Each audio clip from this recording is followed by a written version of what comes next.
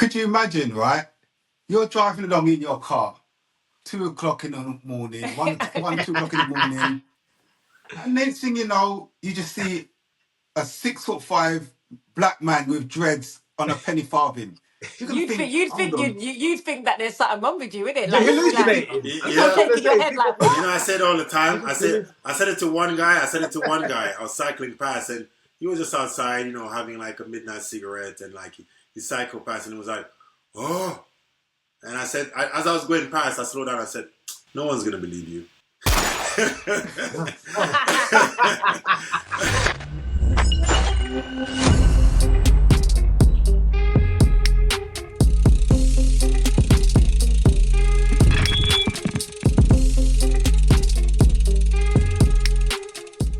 Happened. Yes, and Don't tell me. We're gonna watch it now. We're gonna watch it. No one knows. No one knows.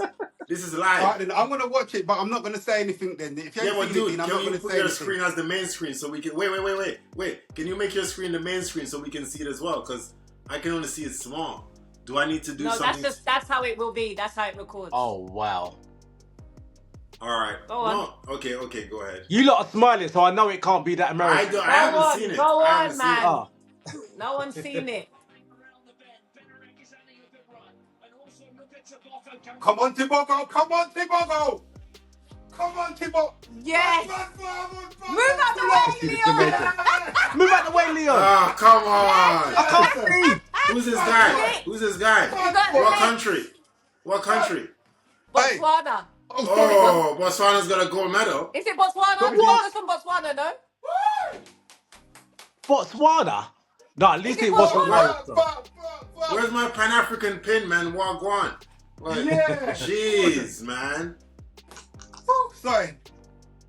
I'm so happy. Is that how they're going on? I didn't want the Americans to win.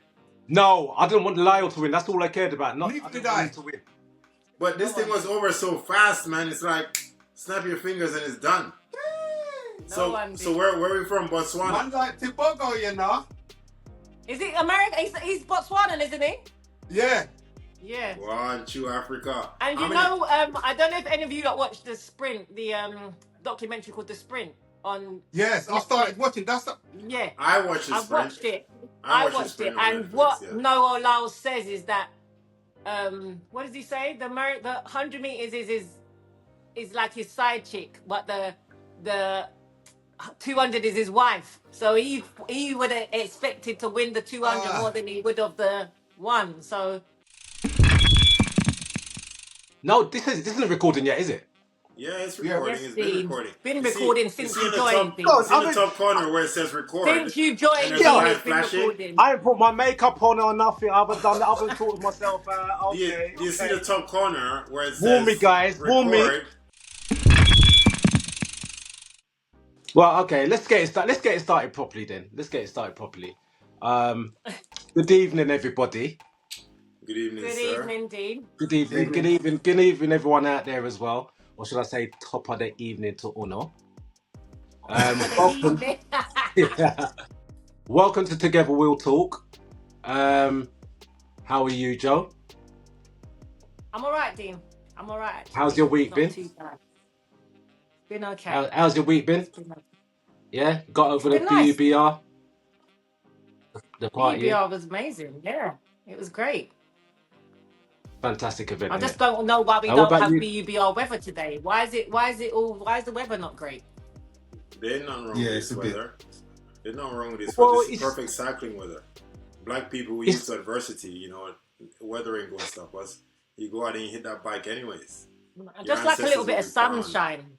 Yeah, this is not a bit of sunshine. This is England. If you want sunshine, you go to the Caribbean. Yeah, no, I agree with Rob. Like, we've been in the UK, we've had 4 days of sun. We can't be complaining about that. 4 days of sun. Yeah, if you count it, there are 30 days of sunshine per summer in this country. So count it. I can guarantee you it's 30 days. I can guarantee you. Yeah, that's quite depressing, to be honest. That sounds about right. That's 1 month worth of sun. How are you, Leon? Well, I'm all right. So I'm just proposing a toast of Earl Grey tea to Man like Tibogo or Tigobo, or if his name is from Botswana. Hey. Someone fact Everyone's check, right? got We're not P. going to do the English thing. We're going to pronounce the man's name correct. Come on, let's pronounce Let's it. assume it's Tibogo. Yeah, it's Tibogo. Yeah, so that's what we're going to say. My man's name is Tibogo. It's 100% Tibogo. Big up Tibogo. Big up Tibogo. And big up Botswana. Botswana's, I'm pretty certain this is Botswana's first 200-meter athletic gold medal. I'm certain. Probably, yeah. I'll go with that. Are we toasting? I'm bringing my cup closer to toast. To the screen to toast. Toast. Toast. But yeah, Dean, I'm good. I'm good. I've had a good week so far. And I've been enjoying the weather as well up until late this afternoon when it started chucking down. But you know what? I'm not gonna complain because I'm healthy, got my faculties about me, as I say. I'm all good. I'm feeling a bit. What's that? That there's a saying that gym people say. When they go to gym and they lift weights and then they're in pain or whatever the day after. DOMS, you got DOMS. Yeah, what does that mean? What does DOMS stand for? What is it?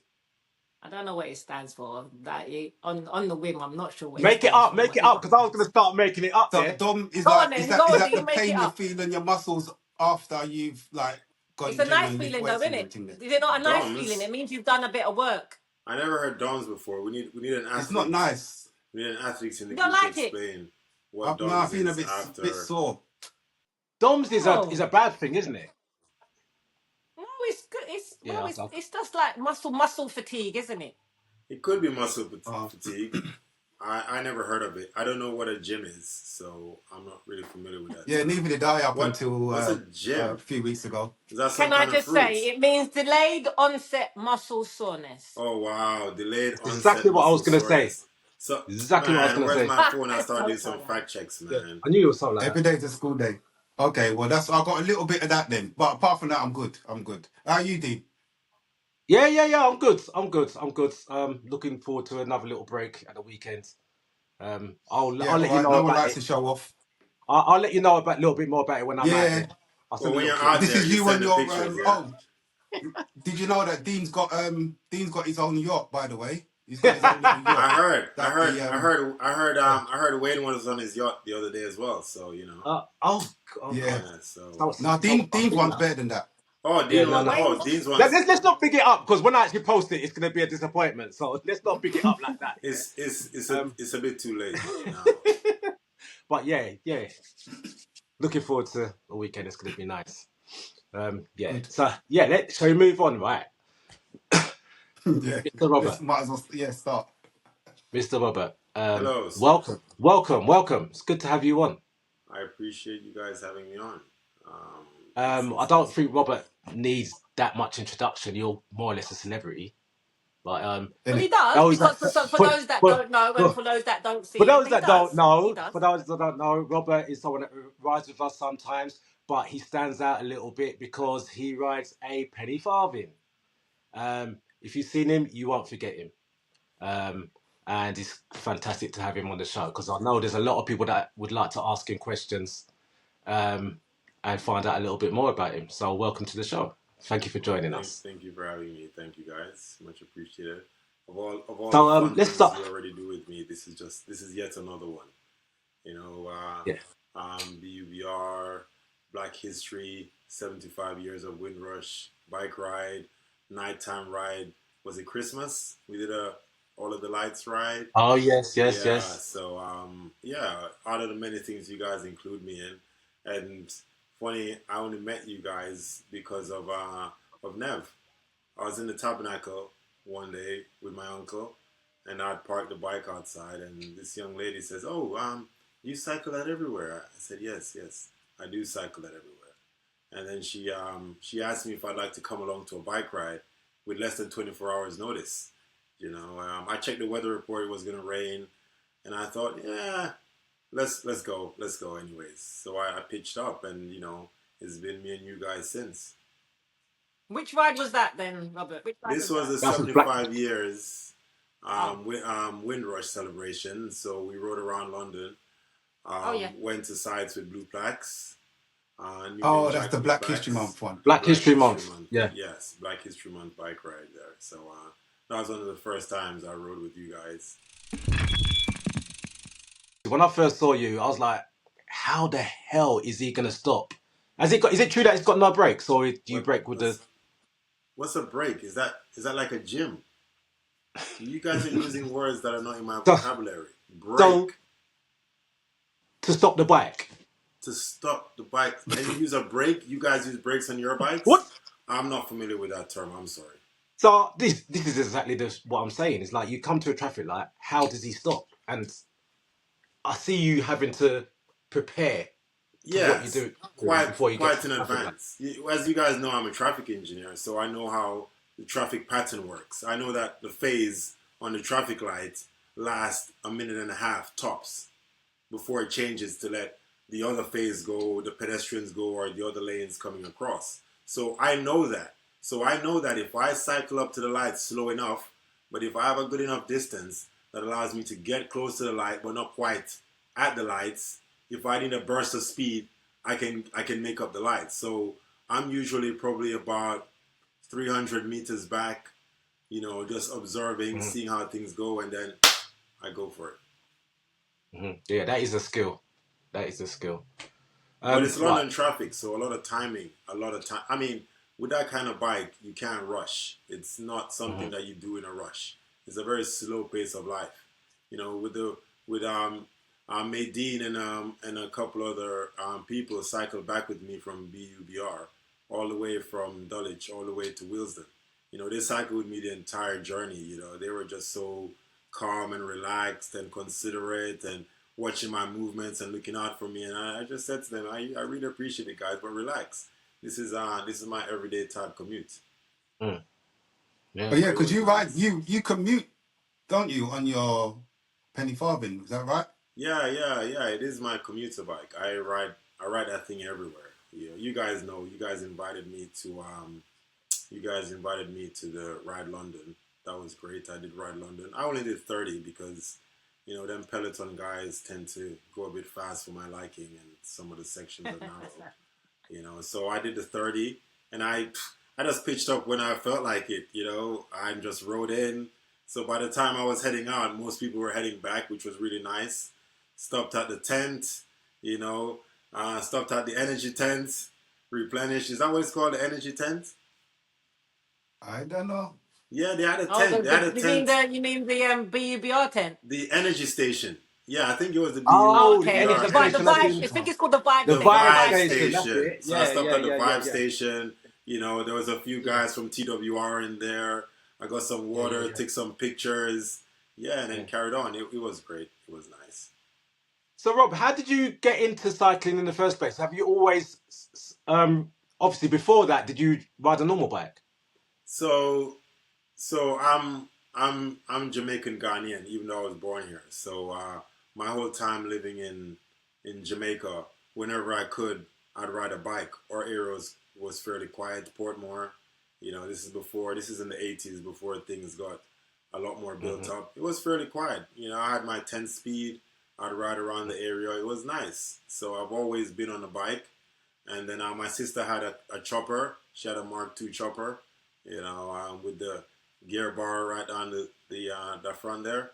And yeah, she'll hate me for saying it, but she hated me riding her bike. Whenever I sneak it out, and the choppers, as soon as you start moving, tick, tick, tick, tick, tick, tick, tick, tick. So she'll hear me sneaking the bike out. Yeah, it's got that distinctive sound. Exactly. She'll run me down, and I'll get away. When I come home and I catch a beating, but it was worth it. That chopper used to drop some licks in her. Yeah. That chopper used to move, man.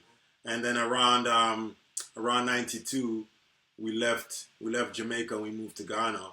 And when I got to Ghana, directly from Jamaica to Ghana, so a bit of a culture shock, but it was like a bigger version of Jamaica with a different accent. It was awesome. So we went there because that's my mother's Ghanaian.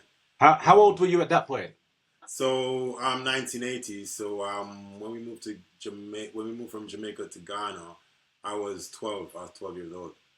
Okay. Yeah, so, and in Ghana, things weren't, we weren't really rolling in the money like that. We moved to an area Coligona. Any Ghanaians will know Coligona. It's like a famous area where all the Ghans are.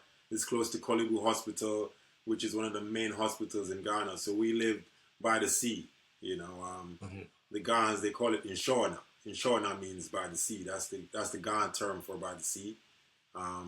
So I was by the sea, and yeah, we weren't as affluent as we were. My family, my Ghanaian family is quite affluent. My grandfather, he was head of the botanical gardens in Ibri, and my great grandfather, he was the first Native African to receive an MBE as well as an OBE from Georgia VI. So the family is quite affluent. So, but you know, they were all died and gone. My grandfather died died before I got to see him. He died in the 70s, so I never got to see him. But they built a house. This is what these African men do. They build houses. So we had a house. We didn't have to worry about rent. We had a space. And my mom had a little job she was doing. And yeah, but things weren't affluent then, so I couldn't get a bicycle. So what we used to do is we used to rent bikes. So there's a guy who has loads of bikes. He'll have like 10, 15 bikes. And he'll be just at the other end of the park, and you know, you cycle down, well, you walk down, and you know, you pay your money, and he'll know you by face. You say, oh yeah, well, no, I know this guy. This is the Torto boy. This is the Torto boy from there. Yeah, if the bike doesn't come back, they come straight to my house, you know, and I gotta figure it out. But you know, everyone knows these guys are fishermen. Their hands were tough, so you ain't trying to take his bike, because if you hold a box, woo, that will stay on your face for the next 2-3 days. So yeah, you know, we borrow the bike, we'll rent the bike. It was cheap, you know, in the cities. It was cheap in the cities. We'll borrow the bike, you know, you go and sneak some lunch money. You go rent a bike, and obviously you abuse the time. You'll say, oh, you know, 1 hour for the rental.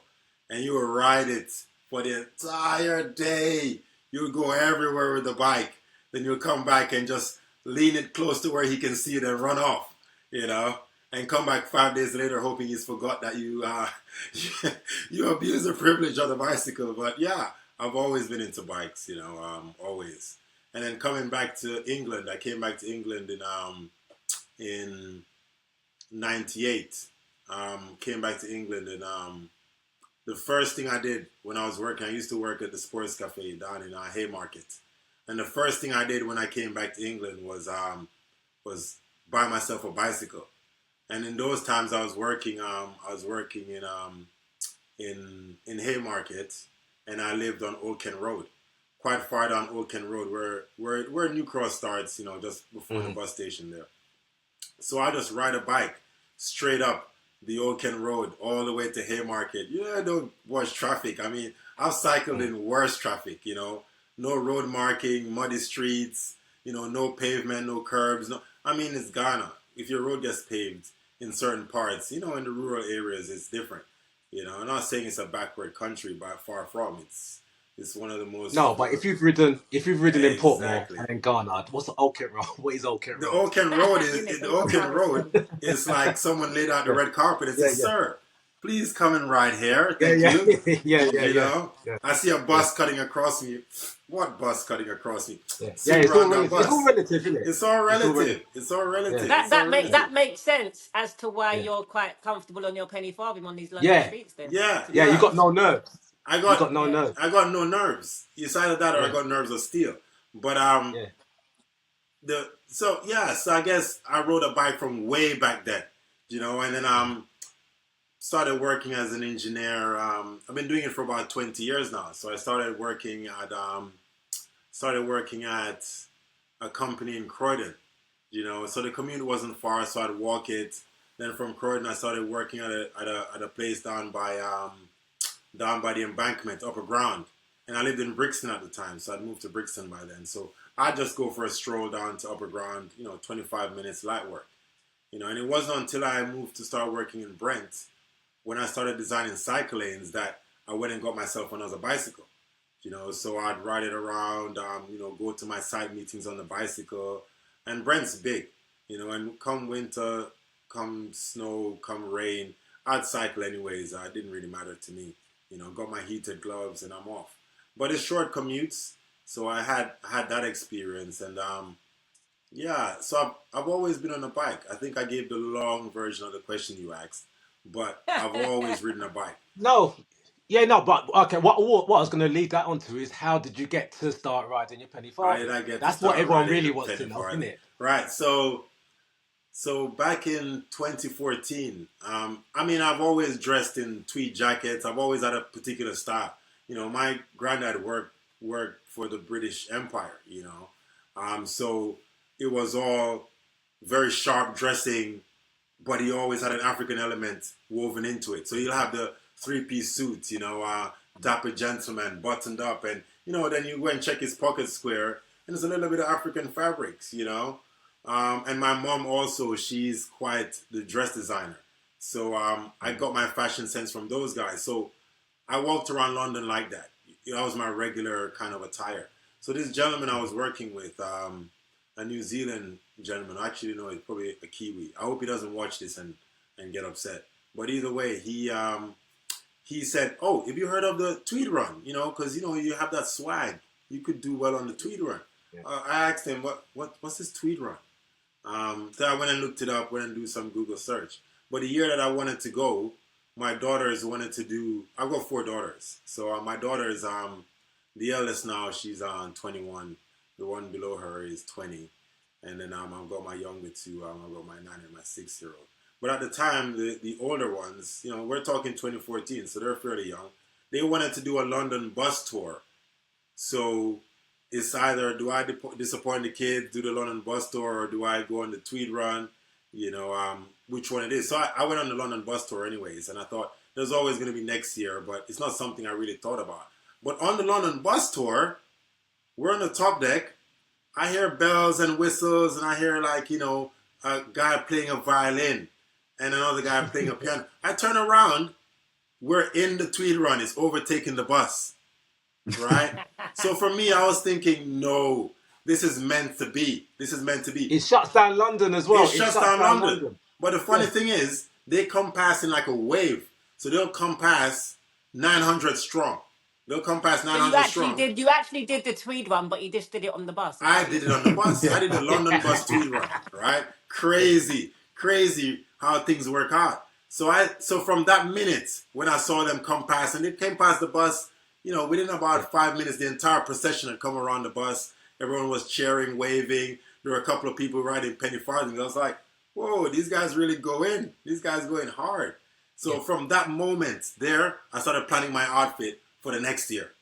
You know, so yeah, but hold on. How did it go from the leap of that looks cool, I want to do it, to I want to ride a Penny Farthing? We're gonna get there. A big jump. I can't just dish it, man. I can't just dish it. He's not there yet. You know, storytelling is an art, my brother. Storytelling is an art. All right. I can't just dish it out. I gotta lay the groundwork, man. Like, you know, I gotta let the audience salivate a little bit. As a matter of fact, let me walk off. No, I'm joking. I'll let it marinate a little bit. All right. Go on. So I thought, okay, you know, this is a prime opportunity for me to plan my outfit and go. And in like typical fashion, I didn't pre-plan. So by the time I'd got to sign up for this ride, this is 900. After 900, it's closed. That's it. You cannot register anymore. The list is closed. So after 900 people, that's it. List is closed. I missed the 900 people. I went to sign up. I'd missed it. So I was thinking, you know, thrifty. I'm African. We're thrifty, man. I'm thinking, what can I do? What can I do here? I go through the website. I see volunteer to be a marshal. I volunteered to be a marshal. Now I'm doing the Tweed Run for free. You know, if anything, they're paying me. But volunteering, it means you get a snack. You know, an apple hair. You get a few. You know, you get a few privileges. You can be anywhere in the ride, basically, depending on what the head marshal tells you. So I go marshal this. So 2016 was my first year. I go marshal this. 2015. Yeah, 2016 was my first year. When I saw them on the bus, that was 2015. So 2016 was my first year.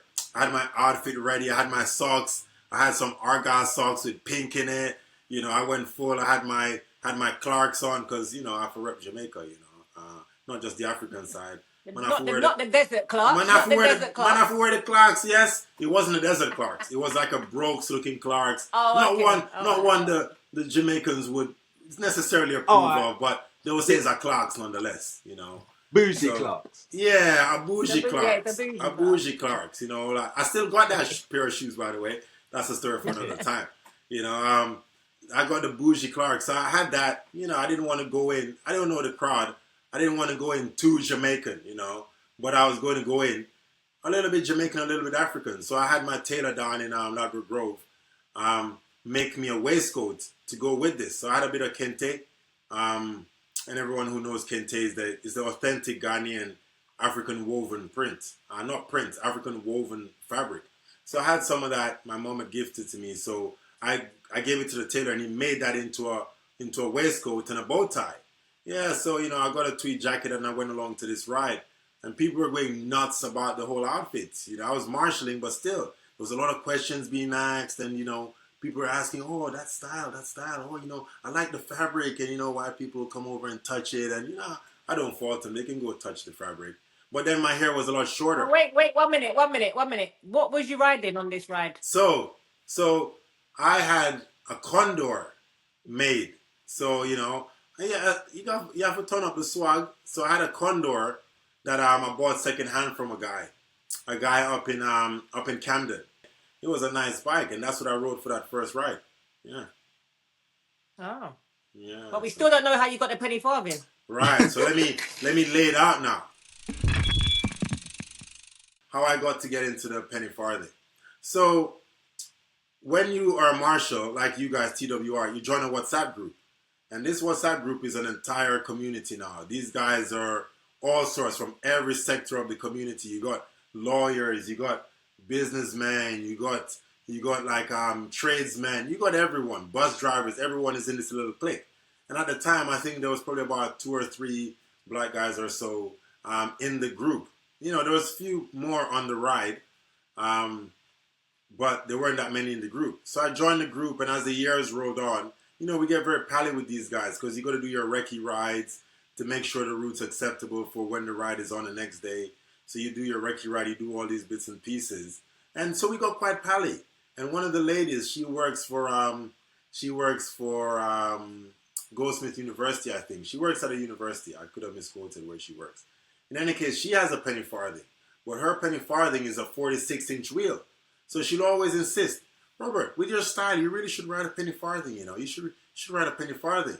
And I'm looking at our bike and I see her riding it. And when she dismounts, she crosses her legs through her other leg to get off. And I'm thinking, yeah, no. I like these teeth where they are. You're not catching me on that. You're not catching me on that. But she was very insistent. So one of the times we went on a Marshall's bike ride.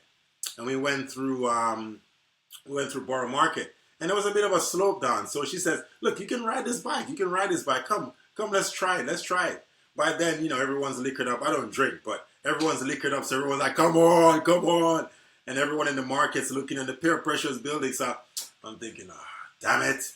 So I get on this Penny Farthing and I ride the thing. And, you know, the whole time someone was holding the seat. And I thought, okay, this is nice. My legs are hitting the handlebars the entire time. And I probably look super awkward on it. But this is nice. Yeah, I could ride this. And then I put it out of the back of my mind when she told me what it cost. You know, because hers was an original Penny Farthing. An original Penny Farthing that is from the 1854 is when they first started to become prominent. Wow. Don't quote me on that, but I think around that time. And then this Penny Farthing back then was the mass-produced bike. Man, women used to ride this in Battersea Park. There was a whole movement. You know, women had their whole gowns to ride bikes and... So you're saying that her bike was like, what, roughly 150 years old then? If not 100 years old, yes. And she let me ride her bike. Wow. Yeah. You know, she let me ride her bike. Wow. Her bike, amazing. If I give you an idea of size, her bike wheel, the diameter of her bike wheel is 48 inches. The diameter of my bike wheel is 56 inches. So you can imagine what the size difference. Yeah, here we go. Tape measure. Oh, here we go. 48 inches. Here's one I prepared earlier. The tape measure from. You know. Right. So what you got there? 56 or 48? 48. Right. So that's her wheel. So try to angle it towards the camera. Let's see. Like angle it towards the camera. No, the actual tape measure. Point the tape measure to the camera. It's going to lick the camera. You're going to have to do it away or towards the Right. wall. So you're getting a rough idea. It can't fit in the frame.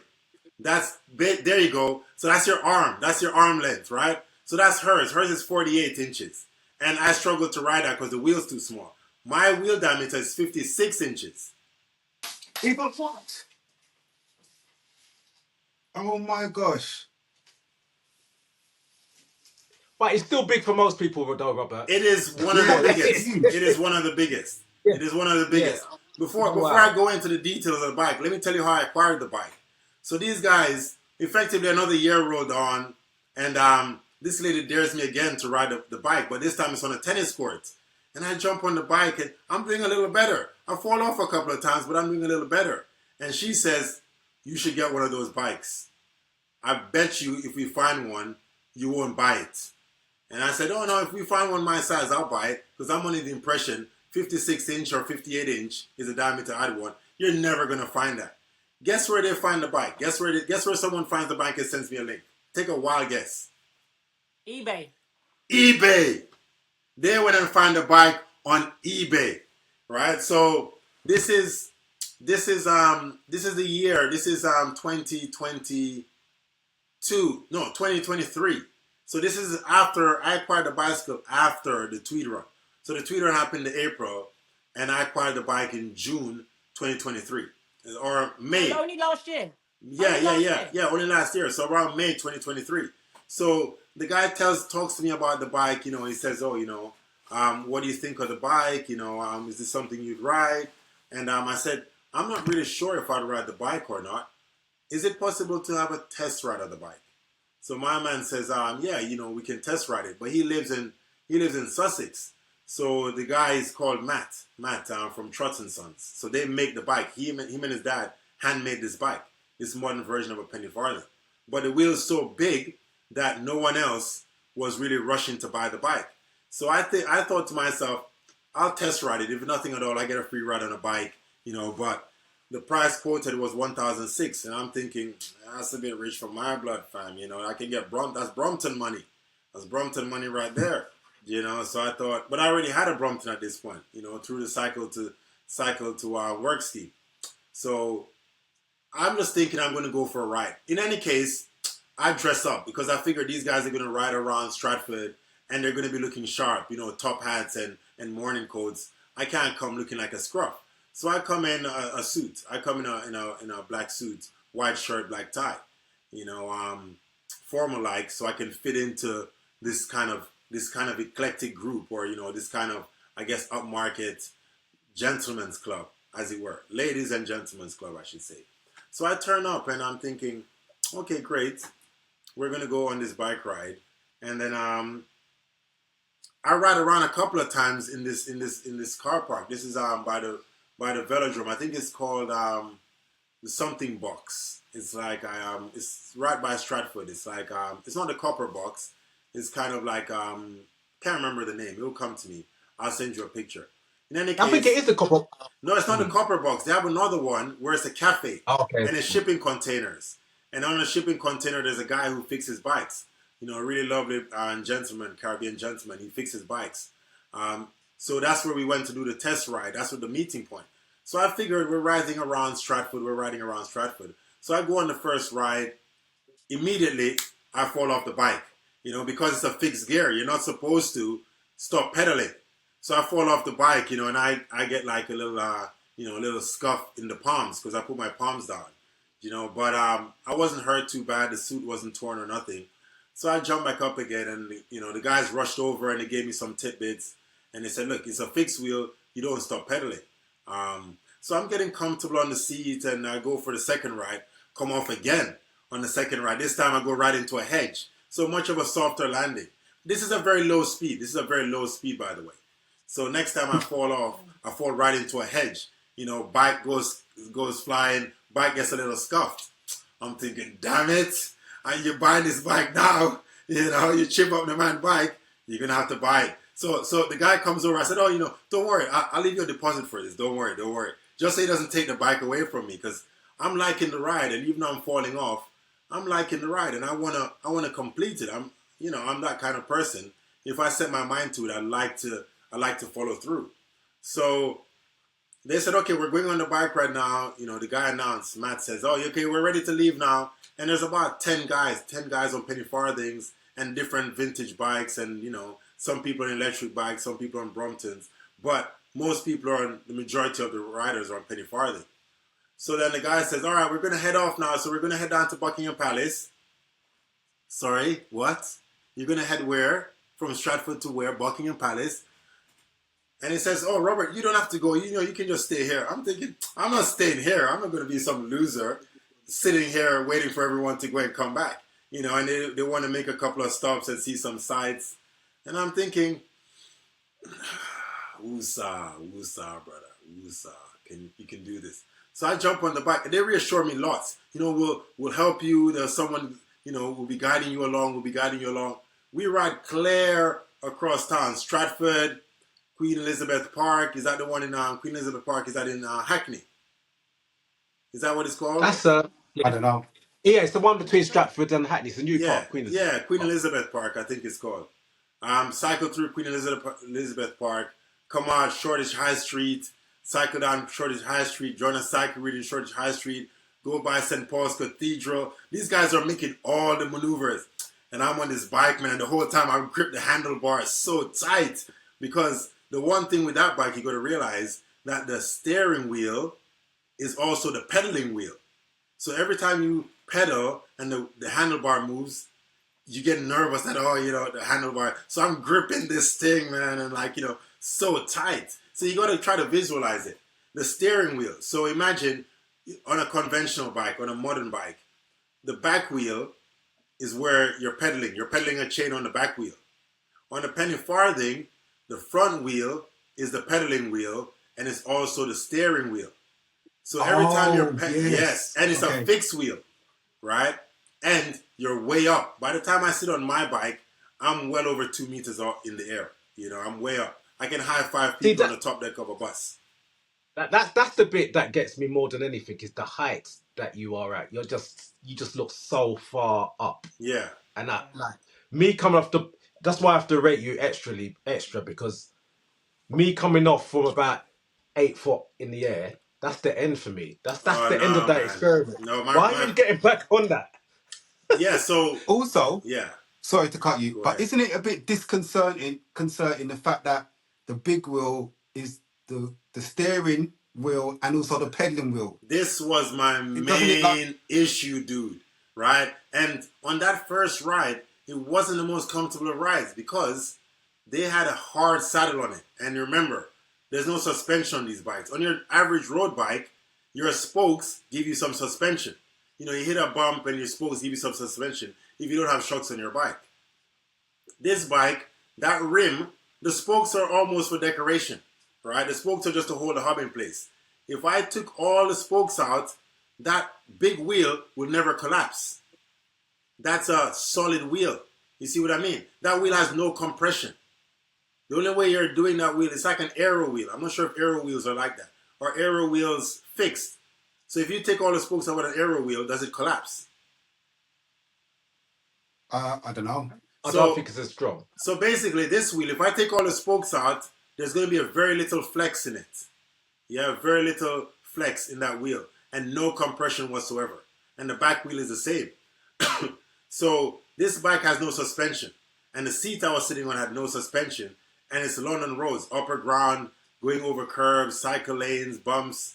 So it was torture the whole time. And I was squirming in the seat the entire time. I was like, oh my gosh, this is so uncomfortable. And my back was killing me. And, but all of that, the pain on the back, the seat, everything that was happening was totally eclipsed by the looks on people's faces. The smiles and, the waves. Because, they've probably seen a white man on a penny farthing before many times. A black man on a penny farthing, man, that's the purple cow. That's not something you see every day. So I'm going through Queen Elizabeth Park, I'm going through Shoreditch High Street and all the black people, like, hey, my guy. They'll see the other guys come through and they'll be like, oh, yeah, that's really nice, gentleman on a penny farthing, yes. When the black guy, like, my God, that's my brother. So all the pain from the backside, everything was just totally eclipsed by just the general feeling. And it's not just the black people, that's everyone. You know, Asians, people of all color and creed were just nice. It was just nice to see their reaction to me on a penny farthing. You know, normally, And that's what I was. Yeah, sorry to cut you. Go That's ahead. it. That's what I was going to lead on to next. I was going to say it's such an unusual sight. What type of response do you get from the public? Because I first saw you, what I noticed is that everybody, tourists, everybody just stopped. Like it's like they couldn't even believe their They've got eyes. their Some people. cameras out. They're Yeah, like, it's yeah, Yeah, they're in ridiculous. complete awe, aren't they, Yeah, about the yeah, fact yeah, that he's riding the bike? yeah, Yeah. yeah. They can't believe it. They cannot believe they say it. You know, And you're right. It's because it's a. How tall are you? I'm 6'5" normally, So so it's a just six walking foot around, five I'm tall anyways. dreadlocks black man on a Yes, penny farthing. It's yes. Yeah. just they're Is like that that. I don't know if you guys watched the movie Django, Quentin Tarantino yeah, starring Jamie Foxx, and there's a scene where the main guy, the German guy says, "Oh, you're free now. You can do whatever you want, you know." So he goes to get him some clothes. My man dresses really fancy, the most obscure looking clothes he's wearing, the most colorful thing he's wearing. You know, he goes and he puts himself together, and then he starts walking beside the guy whilst he's on his horse, and he says, "Oh, no, you can ride a horse. I can ride a horse." You know what I mean?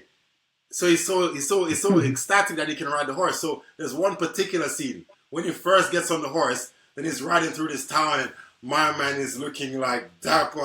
I'm probably going to go out of frame here, but he was like 10 foot tall on the horse, and he was riding the reins, and he's looking down on everyone on his horse. You know, and that scene, that one scene right there, you know, when the people like see him walking along and they turn around and they go, you know, that one particular I hear scene, what you're saying. that scene is the Yeah. general impression that you get from people. The okay, it's a penny farthing. Wow, it's a black guy and a rasta on a penny farthing. Wow, you know, the shock and I awe. can't believe it. You know, it's shock and don't awe. forget the outfit as well. Ah, Not forgetting man, the outfit. man, I Yeah, cannot man's ride wearing that full bike, tweed. dude. I cannot ride that bike in average clothes. I just can't do it. It's like I go to get the bike and the bike says, oh, where do you think you're going? What are you wearing? Is that a tracksuit?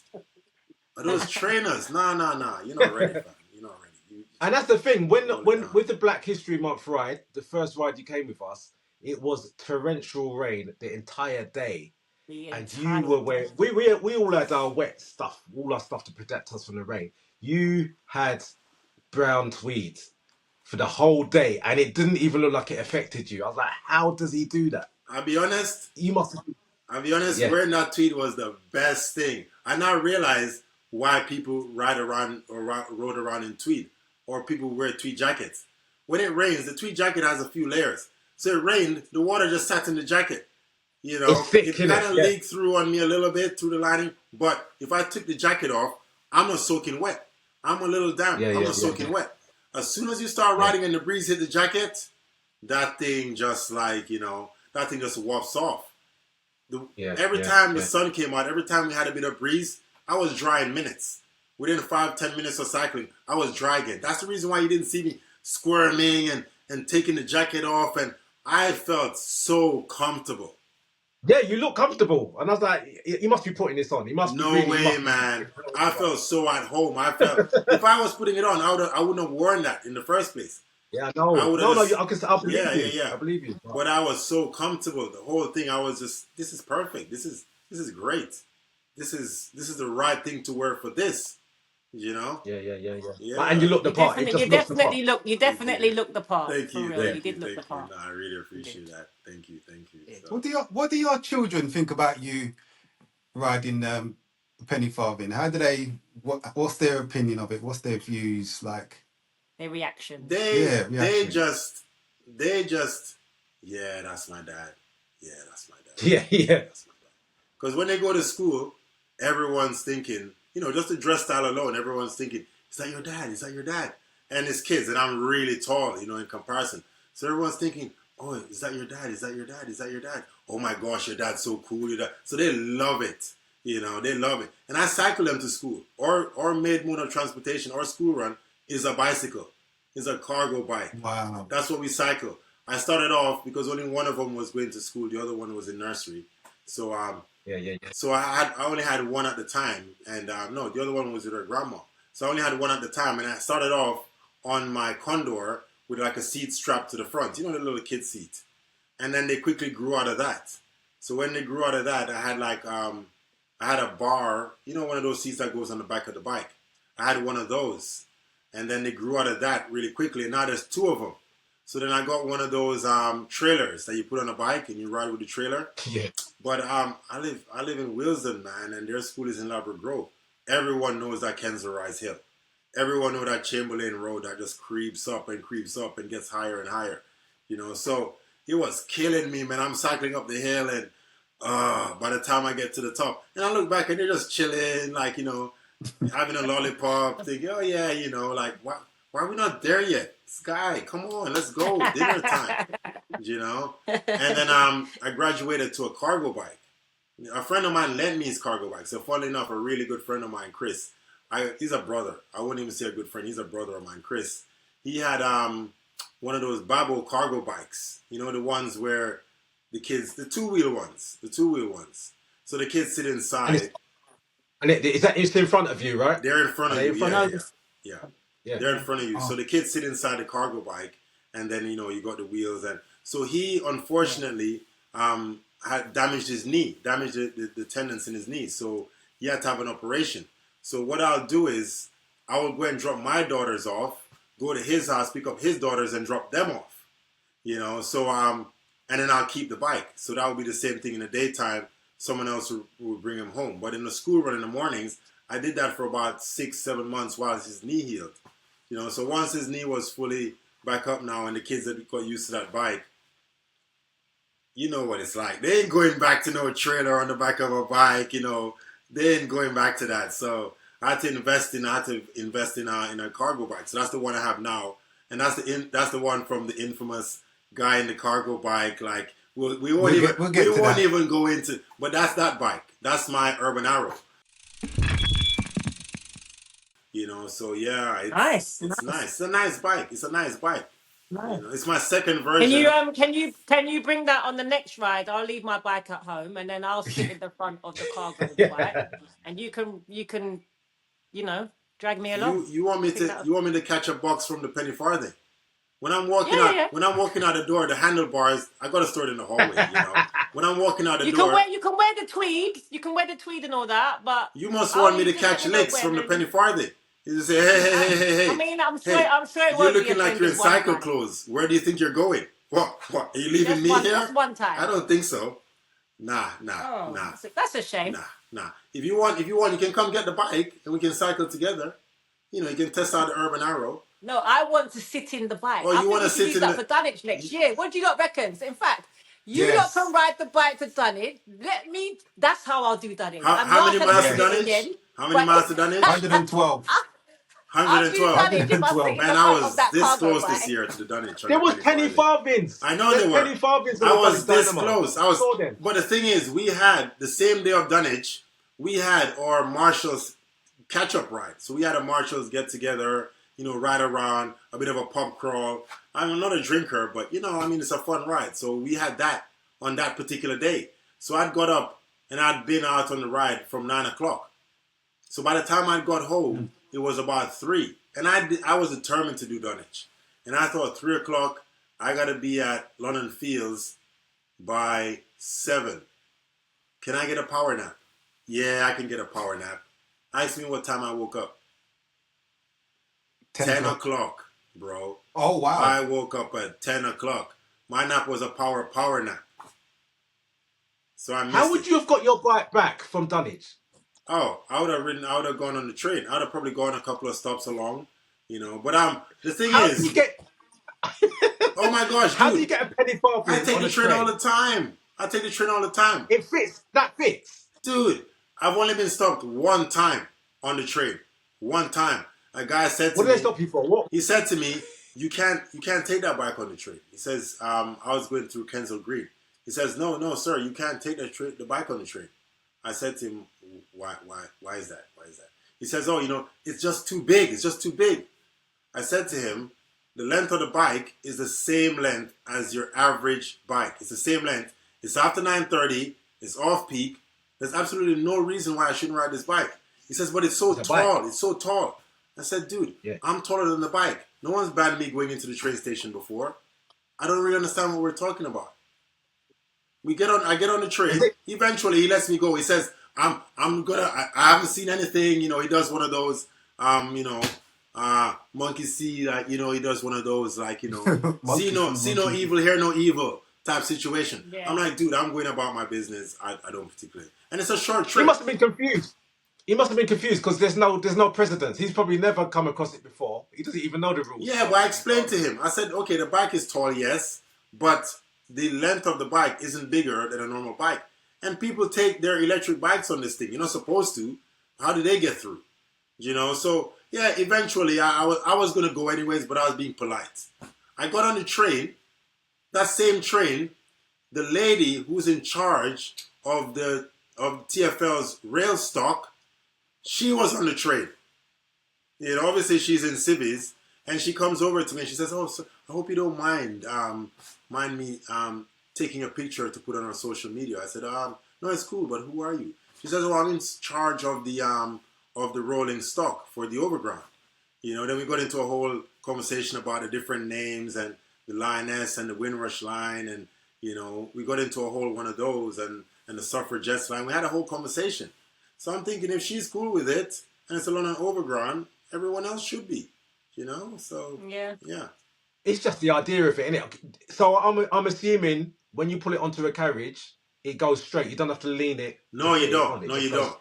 On your average transit van, because I went to a polo event in Guildford sides, and I couldn't ride it because their roads were too rough, and I knew I was going to be there quite some time.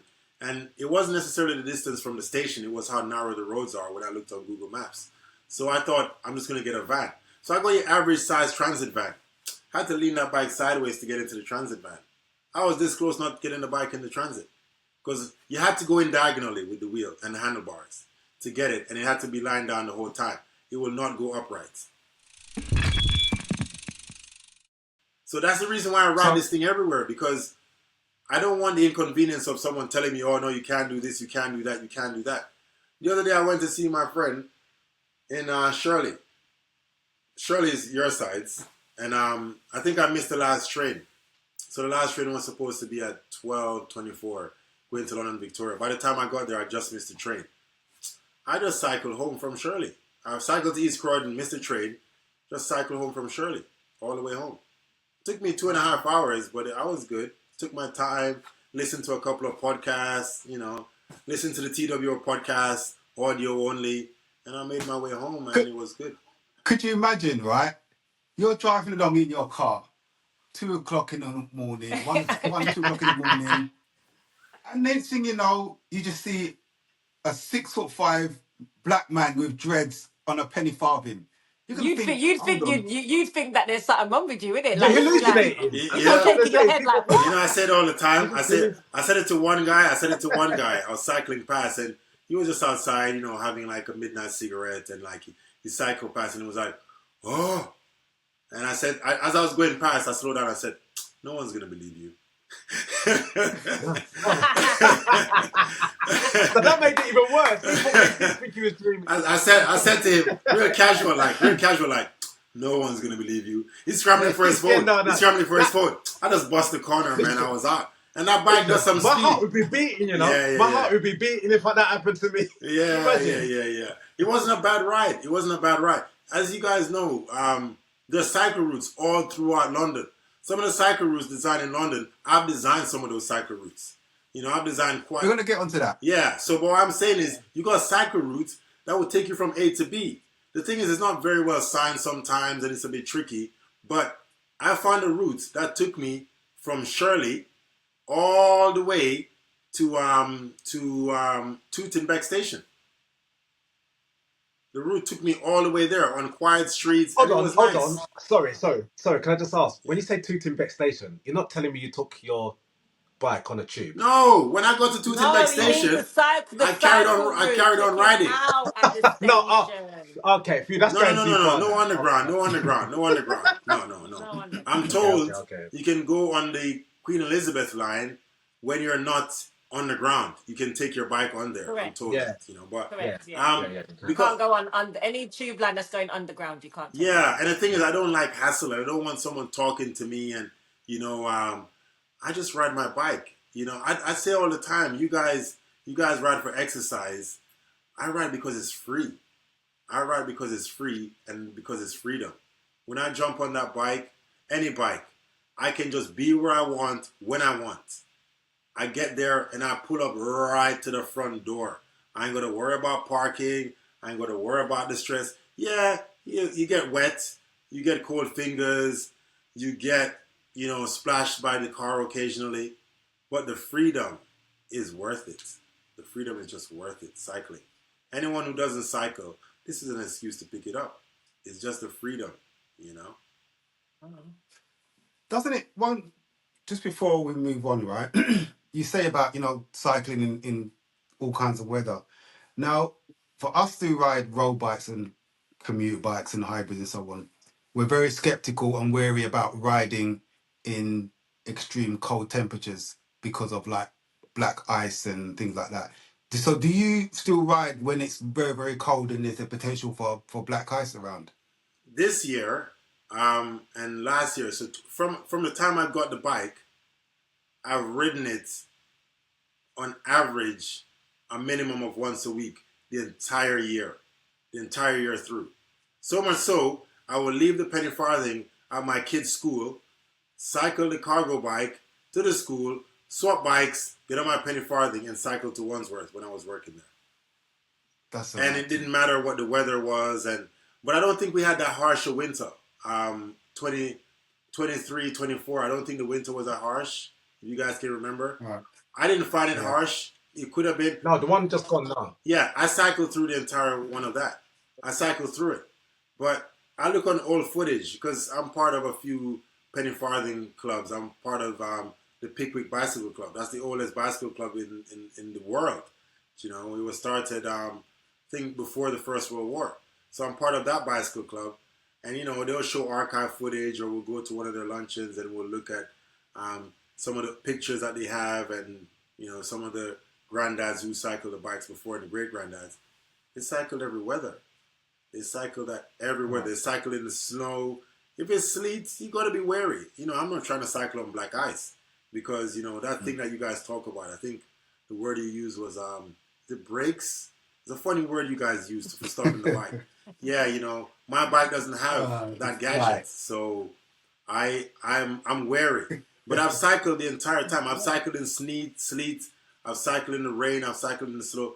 I've cycled in all weather. Like this year, 23, since I got the bike in May, I've cycled it the whole time. I haven't actually... But we're 24 now. 23, 24. Oh. I've cycled it the whole time. All the way through 23, all the way through 24. 24. I've cycled it all the way. There's not a week that goes by that I don't pull the bike out. Wow. So, right. Now, because I had a couple of questions that I wanted to ask, but you've already answered them about, how you found out about TWR. You said it was Nevin. Yes. And your first ride with us was the Black History Month ride, Yes. So, now, going back to the Tweed Run, you mentioned about the Tweed Run and getting onto the ride being a marshal. Yeah. So, I did my first Tweed Run this year. Dean did it as well. I remember you guys. I did it. Looking very dapper as well. I got in just like you as a marshal. So I'm also in that marshal, the Tweed Run Marshals WhatsApp group that you're in as well. Yes. And so I see the messages fly in and fly through and so on. And there was one morning I saw a message. I can't remember who posted it. Someone posted a screenshot of a social media post of you and your Penny Farthing and the fact that it had been stolen. Oh, dude. So, you're opening a can of worms, man. They're about to spill out there. How much time you got? So, you got a couple of hours? Just cool. So, I immediately, as soon as I saw that, I was like, oh my gosh. So I immediately forwarded that post from the Tweed Run Marshall group into the TWR main group and the TWR info group. Right. I then took that same post and went on to my Instagram, and I think I did it on Twitter as well, and flung it in there as well. So with that lead up there, the obvious question is, how did you become this phenomenon that everyone not only sees you as this phenomenon as a black man on a bike, but this whole story of your penny farthing being stolen? You need to talk to us about that. Not just Unpack it, open stolen. up the suitcase. Can I just say, not just stolen, but stolen, and now he has it back. And Oh my yes, he has gosh. it back. Stolen and So you need retrieved. to get the lock, open up the suitcase, take off the lock, open it up, unpack it. I hope you got time. You're gonna have to do a part 2 of this because I've only told this story to 2 people in full. I told it to my sister. Wow. I told it to my sister Claire in full, and yeah, you know, I mean, I'm pretty sure she nodded off at some point. You know, not because the story, not because the story was boring, not because the story was boring, because it was late when she called to get the info, and she was on the phone for a while. You know, and I told it to a good friend of mine, Asia. I told it to her as well, the full story. But I haven't really told it to anyone, so I'm glad that you asked because I can fully unpack it now. You know, I can fully unpack, open up the suitcase, take out the smalls, them. I can totally unpack it, man. You know, all the big beans wrapped in underwear when your grandma smuggled them through immigration. Unpack everything one time, right? Unpack everything, right? So this started on a Monday. The locks, I like to keep the locks maintained. You know what I mean? I don't want it matting and like falling out. I like to keep the locks maintained. So I've been going to the same hairdressers since 2007. The same hairdressers. They didn't start my locks, but they made my locks what it is. Since 2007, you know. And this hairdressers is where? This hairdressers was on Garrett Lane. Tia's Hair Salon on Garrett Lane. So when I first started going... But you live in Wilston. Yeah, but bear in mind, I used to live in Brixton. I used to live on the Mansfield Estate, man. I'm really from the ends. All right, you know. I used to live on the Mansfield Estate. I live on the Mansfield Estate. From the ends. I'm really from the ends. I was on the Mansfield Estate. I was on the Mansfield Estate when cabs don't come to Mansfield. No delivery. Came into Mansfield. None. Yeah? If the police were chasing someone, when they get to right there, yeah, on that Carlton Road, they changed the name now. They call it Navarre Court or Navarre Road or something. When you get right there on that road, sirens turn off, everything lock off. Yeah, they will leave you. They will not come into Mansfield Estate. That's when I lived on Mansfield Estate, 1999. But that's when I lived in Mansfield. So because I lived in Mansfield, I went to the first salon, you know, that someone recommended, and they recommended this Tia's Hair Salon. And the young lady who does my hair now is so long ago, when I was getting my hair done, she used to be this person sweeping the floor. Yeah, that's who she was. She still does my hair to this day. But when I started doing my hair there, she was sweeping up the hair, like, you know, learning the trade. And she still does my hair to this day. You know, so that's Tia's Hair Salon. And then they moved from Garrett Lane to a shop in Brixton. Sorry, in Streatham Hill, just by the Streatham Hill bus garage there. So they got their salon there. Nice little quaint high street, you know, all friendly people, all the Caribbean shops. It's a nice place to be. So that Monday, when I rode up, it's my people then. It's my people then, man. You know, so as I rode up, and I rode from Willesden to Streatham, took me about an hour and 15 minutes. But I was running a bit late, so you know, I was kind of pumping the legs in the smooth parts where there's no people. You know, that's when I tend to pick up speed, when there's no people on either side. I know I can go for a little burst of speed, because those bikes are actually really fast. You know, because you can imagine the rotation of a 56-inch wheel compared to the rotation of a Brompton wheel. You know, one pedal stroke is probably about 2 meters in comparison to one pedal stroke on a Brompton wheel. You know, it's the mechanics of it. That's why it was designed the way it is. So I make the journey, you know, an hour 15. I get to the cycle stand, put my bike up, and normally I just lock it. This time, completely forgot because everyone had crowded around the bike. And I'm thinking, everyone's crowded around the bike anyways. It's no biggie. And from where I was sat like this. And behind me was the Penny Farthing. Right behind me, I could see the bike just glancing over my shoulder, I could see the bike.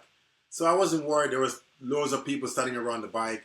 So I go to get my hair washed, come back out. Sorry, can I just sorry to cut you. Can I just ask regarding the lock? Yeah. Do you usually use a normal D-lock? I use a normal D-lock. What type of lock? I use the smallest D-lock I can get. So my D-lock is about, it's a decent sized D-lock. And what I do is I go onto the cycle stand, clip onto the frame of the bike, the upward frame that holds the penny farthing, clip the pedal in the same, like put the pedal horizontal and clip all of that to the cycle stand and then lock it. You know, that's my method. You know, and it works. But well. do you always lock it? Do you always lock it everywhere you go? You always lock it, or sometimes? Honestly, I don't. Sometimes I put it up because there's so much foot traffic, and I'm like split second in, split second out. I tell the honest truth. I only lock it for long periods of time. You know, yesterday I was at. The reason why I'm asking is because personally, I wouldn't expect anyone to take You just it. said So it. I would be less. You just said it. Inclined. You just said it. You just said it. It doesn't need a lot of security. You know, the bike secures itself, and that's going to be evident as the story progresses. So I finished washing my hair, and at this time when I finish washing my hair, I'm about 2 p.m. It's about 2 o'clock when I finish washing my hair. Thereabouts, you know, around 1:32 thereabout. So I look out, the bike's gone, and I'm thinking, you know, first I asked the young lady, her name is Moya. I said, Moya, can you just check to make sure my bike's okay? He's like, oh, you know, what kind of bike is it? Because she didn't know what kind of bike it was. He says, oh, is it a black? I said, it's a black bike. She goes, there's no bike there. Yeah, now you're joking, you're kidding. So I open the door, I go outside. Lo and behold, the bike is actually gone. Like, you know, yeah, if we were in Jamaica, man, that famous phrase will come in that is very point. That long elongated one is right what I was thinking when I came out and I saw the bike missing, man. Does it begin with the letter B? It does begin with the letter B. And it has quite a few A's. And you know, it's an art. It's one of those. At that point, that's the first thing that came to mind. That's like, what? What? Who? Anyone? Who? First thing I do is I go into a shop next door and I said, what happened to the bike? The bike was right there. Like, the bike was right there. What happened to the bike? Everyone's saying, oh, we don't know what happened. One guy said, oh, some brother walked off with you, know, but I didn't really know what was going on, so I didn't really say nothing too tough. I'm like, dude, what do you mean some brother walked off with the bike and you didn't say nothing? Did you not know it's my bike? No, you know, I didn't know the bike was yours, Ross. I didn't know that too. I didn't know it still. I asked him, what does the guy look like? Oh, it's one brother. He's always walking up and down here, man. It's one brother. You know, one brother, and he gives her a vague description of this guy. And I'm thinking, you know, so I go into calm stage, you know. Everyone's expecting angry black man. I don't do angry black man. I go into calm stage. So the first thing I'm thinking is, center yourself, think about it. Your hair is wet. You can't walk on road I was like about this. to say, but hold on, your hair's wet because you just said that you just had your hair washed. Right. So you've gone outside now. I've got locks, so I know, You know what it's it's like when like, your locks right? are wet. My hair is all the way wet. down to my what's it called? What do you call the bone? All the way down your back. You know, my hair is all the way down my coccyx, all the way down there. That's how long my hair is. So imagine when it's wet. That thing is like carrying, like, you know, 2 kids around. Heavy. It's you heavy. know? It's carrying loads. Yeah, so I'm like balancing this on my. I look a mess. I'm talking to this guy, and I just think, dude, think logically. Think logically. I click into engineer mode. Be logical. Think about this. How do you want to progress? So I just wave it off and I smile it off, and I'm like, you know what? This is London. This is crazy. This will make a fun story at some point, you know. But for now, I need to get my bike back. First thing is, like we all do, you call the people that you pay 90% of your tax to. You call up the feds and you say, hey, hello, Metropolitan Police. My bike's been stolen. What can you do for me? I call 101, I think is the call, non emergency line. I don't get through. They put me on a long hold. I call 999 and I get told off for it. Rightfully so, I get told off for it. And I said to the lady, this is a very unusual item. It's a penny farthing. All you got to do is put a call out to the other radio cars and just say, look, the bike's been stolen. If you see it, if you see someone pushing it around, it's very obvious. We can deal with it. She says yes, she's gonna do that. She gives me a crime reference number. I sit on the dryer and I go send to myself. I go woosah mode. I think, yeah, you know what? Fine. I carry on doing my hair. I go through the whole, so by the time I finish doing my hair, it's 5 o'clock. And it's still light out because this is June. This is early June when the bike was stolen. So it's light out, and I think to myself, now's the time. I thank my hairdresser, Moya. I tell her, look, just keep an eye out for this guy. This is what he looks like. And if anything, call me. And I start canvassing shops. So I canvass in one direction, going towards Streatham Hills Station, Streatham Hills train station. I go to 3 shops, no one's seen this guy. So I figured he definitely didn't go this way. I started canvassing in the other direction. The first shop I came to, a kebab shop, the man said, yes, I saw that guy. He came past with a bike. He was holding it like this. And he came past. I thought it was hilarious. Turkish guy. Lovely guy. He might be Turkish, Cypriot. He gave me the blow by blow. He gave me the description of the guy, but he doesn't have any CCTV footage facing the road. So I said to him, you know what? No worries, thank you.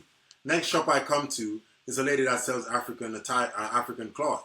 I go in there and she says, yes, I saw the guy. I saw the guy come by on the bike, pushing the bike, and he went down. I said, roughly what time? She kind of pinpoints it to about 2:33. So I'm building a picture. I mean, I'm a kid of the 80s, man. I watch like Knight Rider, Law and Order, Columbo, I know Columbo, man. Just one more thing. Just one more thing. Just when you thought you got away. Just when you thought you got away. Columbo comes right in, man. Some Jessica Fletcher. Jessica Fletcher, Murder She Wrote. I grew up on them kind of things, When my mom's stitching, when my mom's doing her stitching and she doesn't want to be bothered, she just switch on any program. And I'm watching these things. I'm 8 years old. I'm like, raw. I'm watching Columbo. And Columbo goes on for like an hour and a half. Columbo don't rush nothing. Columbo unpacks it. But you know what? Columbo always had a twist. There's always a twist. There's always a twist. Your twist is bigger. Your twist is bigger. It must be. It must be bigger. It must be bigger. From what I'm hearing, and up to the day that we were on BUBR, up to last night, I was cycling. I was cycling from Camden going back home. Again, another 2 a.m. job. I'm cycling my bike. I don't care. I'm cycling going back home. And a guy pulls up beside me. And he's filming. He's like, raw, you get the bike back. And I'm like, my man, that's my people. That's my people, them. Word on the street was out. So I was ecstatic just by those kind of interactions. So anyways, the story progresses. I walk down the high street. So I start tracking. I start doing this movement down the high street. I'm not collecting any footage. I'm building a mental picture because it's getting late. Stores are closing. So I go all the way down to New Park Road. So I go all the way down to the junction with the North Circular, Christchurch Road. That road. And I'm thinking, where would I go if I was a bike thief? Where would I go? I'm going to go where the least people are. So I figured he went down, left down the North Circular. Yeah. So I go down the North Circular. I go past the McDonald's. They're too far from the street. I ignore them. I go to the Tesco. I ask in the Tesco. They don't see anything. They ain't seen anything. I go around the corner and there's a pharmacy that's just about closing. And it's got cameras facing down on the road like this. And I'm thinking if the guy came past here, it would be picked up by this camera.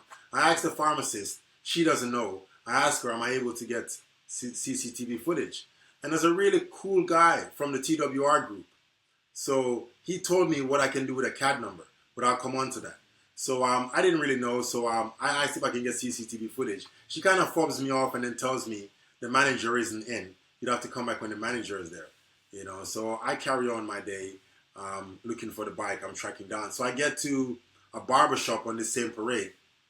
And then there's an African hairdresser, and the lady says, yes, I've seen a guy pushing a bike, because now I've got a picture of the bike and I'm showing people a picture of the bike. Have you seen a guy pushing a bike like this? Yes, I saw him. Oh, he came past. I saw him. I knew he had stolen it. I knew it. I could tell he had stolen the bike. And she was not. She was vexed. Is it your bike? Is that your bike? When he comes past, we know him. And I'm thinking, great, good progress. So after I get down to the high street with where New Park Road meets the junction of Brixton Hill, I can't figure out where this guy goes now. I don't know. I'm not going back up to Streatham. I figured he must have gone down to Brixton to sell it. So I walked down Brixton, all of Brixton Hill, past the prison, and I'm asking the same questions down the shop. I'm asking the same question. And there's loads of people telling me that they haven't seen him, but they got stories of a stolen bike as well. And Streatham is mashed up, and, they just, no one cares about it. I'm getting a lot of support. And all the barber shops and all the food shops are saying, I hope you get your bike back. So I walk clear down to Colaba Lane. So I go up Colaba Lane. I don't go down. I go up Colaba Lane, like heading towards Clapham. So I walk up there and I buck up a lady in a shop, a white lady in this kind of salon type, nail bar type thing. So I knock on her door, she opens it, and I say to her, have you seen a gentleman come past with a bike that looks like this? And she goes, no, I haven't. What happened? And I told her I went to do my hair, they sold the bike. She says, well, I'm in a mom's group. And I'm thinking, if you need anyone, you need a bro. She says, I'm part of a mom's group. What's the lady's name? Her name will come back to me. But she's super nice, this lady. She's super nice. She takes my number. She takes a picture of the bike. She asked me to text her a description of what the bike looks like and where it got stolen from and the time. I sent it to her. And I don't really think anything of it. And I head off and, it's fine. And then I get to I go and see the guys, the hustlers on the corner, and I go and talk to them as well. And I put a reward out. I say, look, if I get the bike back, a man can get £200. If someone finds a bike, there's a reward for the bike, £200. I put the word out on the street. And at this point, I'm shattered. By the time I've done all these run-ins, it's 8 o'clock going towards 9. I jump on the underground, I go home. But that sense of emptiness, that violation is still there, and I'm trying to put it out of my mind because first thing in the morning, I got the school run again. I got to take my daughters on the school run. And they had ballet that day, so I had a whole full day with them. So I had work as well. So I didn't even bother thinking about the bike or nothing. I didn't think about it. I sent it to the TWR. No, I didn't send it to the TWR group. I sent it to the guy. There you go. Leon said right. Yeah. I sent it to the guy who sold me the bike. And I said to him, can you please put this out on Facebook? My bike got stolen. He didn't even reply to the message. There's a group that I cycle with as well, Critical Mass. I put it out to them. They just read the message. No one really says anything. And I'm thinking, no one got time. So see that when Leon put it in WhatsApp group, I put it on the TWR stories. Yes. And I tagged Tweed Run because I know you know Tweed Run. Right. So I think they put it on their stories as well. And around what time was this when you put it on? Like Tuesday? It was Tuesday, wasn't it? No, it would have been that same. It was shortly after Leon put it on. It would have been the following morning. So it was the following morning because nothing was going on. Yeah, following morning. Yeah, so when I spoke to the lady in the shop on Colaba Lane, NH, I think it's called. I should remember her name. It's fine. I'm sure she'll understand. I'm sure you'll understand. I'm sorry I forgot your name, but I know it's you. So so I go home, I completely forget about it. I put it to the back of my mind. As far as I was concerned, it's gone, and that would be the end of it. So I thought, you know what? I'm not going to worry about it. On the Wednesday, I'll have time. I'll go and try and track it down on the Wednesday. Maybe. So that's my mindset. I'll forget about it. And I'm hearing ping, ping, ping, ping. Phone's blowing up. Calls, texts, I didn't put it in the, I don't think I put it in the Marshall's group for the Tweed Run. I think someone else did that, because to be honest, I was a bit embarrassed about the theft. Don't ask why. I don't really know how to quantify this emotion. I felt embarrassed that my bike was stolen, and I figured the less people that knew about it, the better. I can just handle it on my own and quiet. That's genuinely how I feel. I don't know if anyone can relate. Where it's like I almost felt like it was my fault. So did you feel like that because you didn't lock it? I felt like that because I didn't lock it. Yes, I felt like that because I didn't lock it. So I thought, you know what? It's your fault. If you make a big deal about it and people find out you forgot to lock it or you didn't lock it, no one's going to be interested. So that was my perception of it, and that's how I felt. And I felt pretty horrible. I went to sleep. I slept like a baby though, because I've learned to deal with loss. I slept. I didn't even think about it once. I figured wherever it is. But what what you're saying is the opposite of what most people felt. Most people, I was angry. I was fuming. I was more fuming than if my bike got stolen. How you thieving a penny farthing? No, I Man, was fuming. I came to feel the love. As a Fuming. community, we was offended. It I felt like No, we was seriously, I was offended. I vexed. felt the Vexed. love. You know when I started feeling the love? After I dropped the kids off, came back home, and started working from home. And I had the phone beside me. No, I think I went into I'd gone into the office that day. I went into the office that day, right? So I had the cargo bike. I rode the cargo bike. I went into the office that day. And I was just about starting a new job as well, in Hammersmith and Fulham. I was working for the council again, traffic engineering. So I just started the job and I just thought, oh, here we go. This is all I need now. This is my bike. I was going to ride it. I had the whole summer planned out. I was going to ride down King's Road. I was just going to be cruising the summer, the weather, lovely. Bike's gone. I felt the loss, but I did feel like it was my fault. So I get to work and I don't really do much. I'm seeing messages coming through of condolences at work and I'm focused, so I don't really message back. I kind of just read the messages and I just think, okay, when I get home, I'll deal with it. So I get home late because I took the kids to ballet, brought them home, made them dinner, put them to bed. So now it's about 8 o'clock. Take the phone, look at it. WhatsApp has blown up. Instagram is nuts. Twitter is nuts. The amount of messages I had on my phone, ping, ping, I just, when you look at the phone and it just says something, something plus. It's like, we're not even going to try and tell you how many messages you got. It just said something plus, And then the shares and the tags and the thing was going nuts. So I spent about an hour and a half replying, thanking people, saying this and saying messaging and blah, blah, blah, blah. I'm going for it. But the messages are positive, I got a message from someone and, it's like, blessings, brother, not someone I know. And she was from a running group associated with the cycle group. And she sent me a message. This lady, Lyric L, sends me a message and she says, she's really sincere in the message. And I feel the pain, man. Like, I feel her pain for me.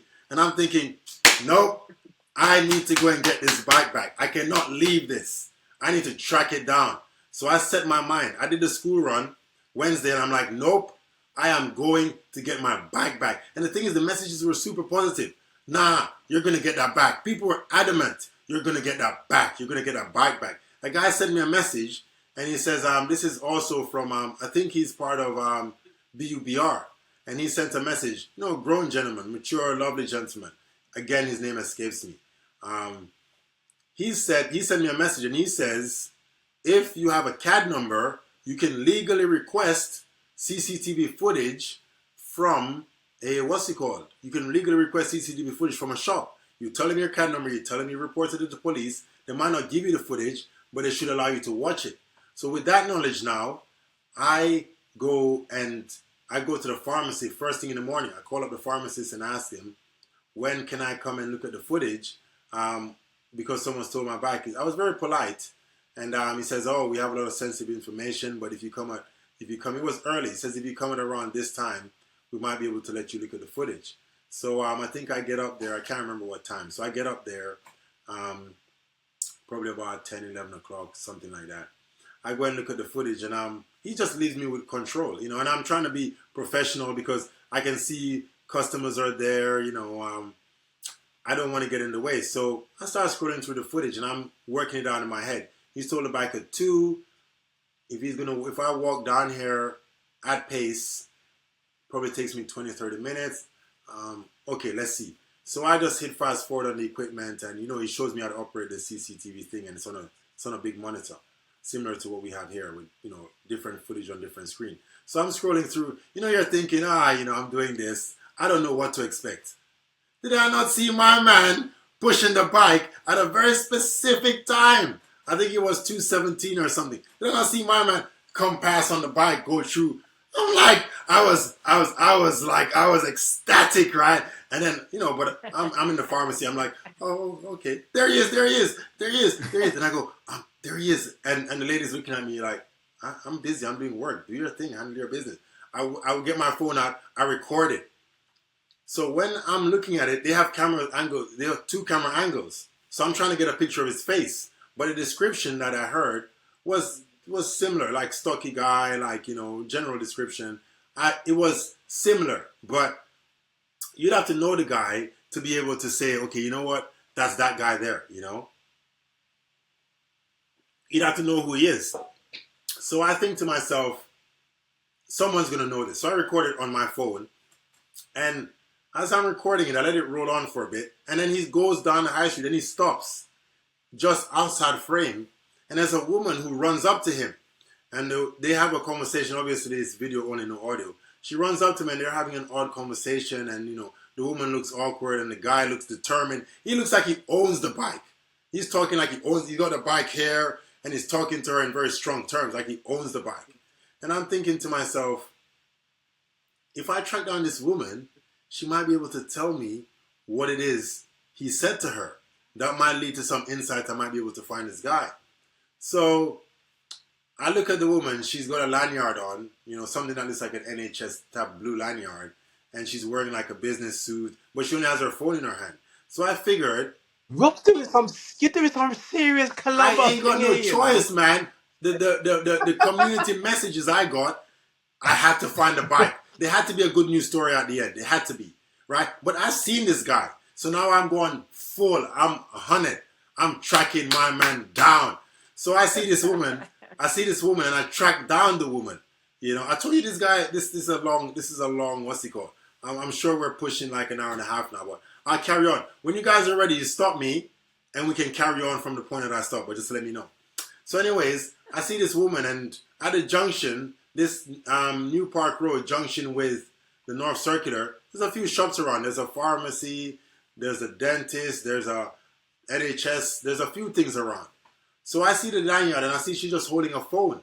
So she must not have gone far. She must not have come from far. Like, women, I know you guys, you know, you got your purse, you know, you got your lip balm in there, you got your fried chicken, you know, you got your microwave in there. You got everything in the purse. Fried chicken in your purse? You got everything in the purse, man. You guys, you know, you guys come out of the house with a suitcase. But she just has her phone. I figured she's come from a local shop. So I set about tracking this lady down. I find her across the street. But I didn't know it was her. So I go, and there's a woman on reception, and I buzz. So now I got footage. I got raw footage, man. I recorded on my phone. I can go up to people and say, look, there's the thief. There he is. Look at him. Look at him. You know, so I go up to the reception, and they buzz me in, and it's some college right at the junction. So I said to this lady, have you seen this guy? You know, he stole my bike on Monday, and I'm trying to track him down because I like to take my bike back. She looks super sheepish. She's like looking like nervous, and she goes, okay, I just have to go and get my manager. I'm thinking, I'm about to get turfed here, you know. She probably thinks I'm some kind of creep. Come to find out, she was the person in the video. It was her. Well, why was she being so sheepish? Because what was wrong with her? some guy just came up to you and showed you some footage of you going to talk to a guy. She doesn't know the guy. She doesn't know the guy. I think she was prying. I think she was just frightened that someone's turned up with footage of her. It could be anything. I think she was just so flabbergasted. She did not know what to do. You know, so she just immediately default. She went to call her manager, and I can hear them talking in the back. Oh, you know, I want to take a picture of this guy. Yes, one day when he was pushing the bike, but this man has come, and he's got video footage of me talking to the guy. I don't know what to do. I think I'm in trouble. So I shout from the other side of the street. I said, oh, you know, you're genuinely not in trouble. What had happened is I just want to find this guy so I can get my bike back. You're not in trouble. There's no malice. Her manager comes in, and then, like, she talks to the manager. She explains, and the manager gives her the okay to tell me what the guy said. So according to her, what the guy said was, white people don't think black people can have nice things, is what he said to her, right? So wow. I'm thinking, okay, so if he's saying that, he might not be, you know, he might not be all there, you know, he might have been high, you know, there's something. So I'm probably looking for someone who's, you know, just generally, it might be an edgy situation when I find him. That's kind of what I was talking. If I find this guy, it might be edgy. So I asked her which way he goes, and she points straight down New Park Road going towards Brixton Hill. So I walk down there, and I pick up even more footage from some of the shops, you know. And then I didn't get a lot of footage. So I go back up to Brixton now to see if I can get a clearer. I go back up to Streatham Hill to the salon, to see if I can ask more questions and get more of a description and show the video around a few more times. So I go back up, and this whole time I'm on the cargo bike, you know. So because the story is blown up, by the time I get back to Brixton, to the same cycle stand they stole a penny farthing, and now I'm chaining up my what's it called, like militant. It's got one of them little locks on it, you know, Dutch style locks, but I'm chaining it with the world's heaviest chain, man. I'm wrapping up the bike 3 times. I'm like, nope, they're not stealing 2 bikes from me today. Not happening today, not today. So I chain up the bike. So as I'm chaining up the bike, I get a call from a lady from the South London Press, I think. You know, so a little bit of a tangent. I was already writing a kid's book. So I was working with a publicist. So instead of her putting out the press release about the book, she put out the press release about the bike theft. So a few press organizations called me, particularly the South London Press, because it's a South London story. So this lady calls me and she's interviewing me on the phone, and we're talking. I give her the whole backstory of it. Lasts about 20 minutes, and then I just think nothing of it. I put it down. Another guy rings me and he says, oh, tell me about the stolen bike. What's going on? It's all over Twitter. It's all over this. Did you know Jeremy Vine had retweeted it? I'm like, really? He's like, yeah. Your story is everywhere, man. Have you got the bike back? I said, dude, I'm in the middle of looking for the bike right now. So I give him the same story, and you know, that's it for now. I put the phone down. You know, my publicist Paula, she rings me. She asks me, look, there's a lot of things going around here. Give me the gist of the story to this point, and I'll just type things so you can focus looking on the bike. So I was like, okay, great, thanks, Paula. She did what she's doing, and now I'm back into full Columbo mode. So I ask shops everywhere. I go down to the man them, you know, underneath the tree who are just chilling. Ask them if they've seen the brother. Lo and behold, they know this guy. Most people on Streatham High Street, Streatham Hill, that's Streatham Hill High Street between the bus station and the train station, they know this guy, and I'm walking up and down there, but no one knows his name, but they're giving me more of a vivid description. Oh yeah, that's my brother, he looks like this, man, he looks like this, and he comes up and down here, and he comes up and down here. I'm feeling super confident. People know who this guy is. All it needs now is for me to grab this guy. So by the time I'm doing all of this, we're pushing like about 6, 7 o'clock. You know, I ask around, I'm doing my round. So by the time all of this pans out, we're 6, 7 o'clock. And I feel like I'm catching up. I'm hot on his trail. I go back down to New Park, and some of the other shops who open later, they're open. Some of the food shops.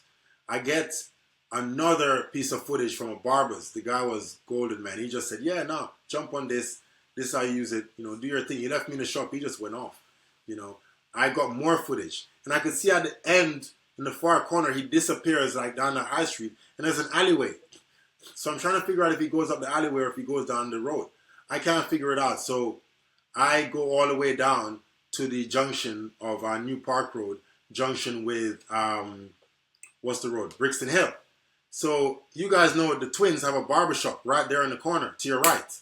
You know, if you guys ever know, there's always cars parked up there underneath the shade of the tree. People are playing dominoes. It's always a lively area.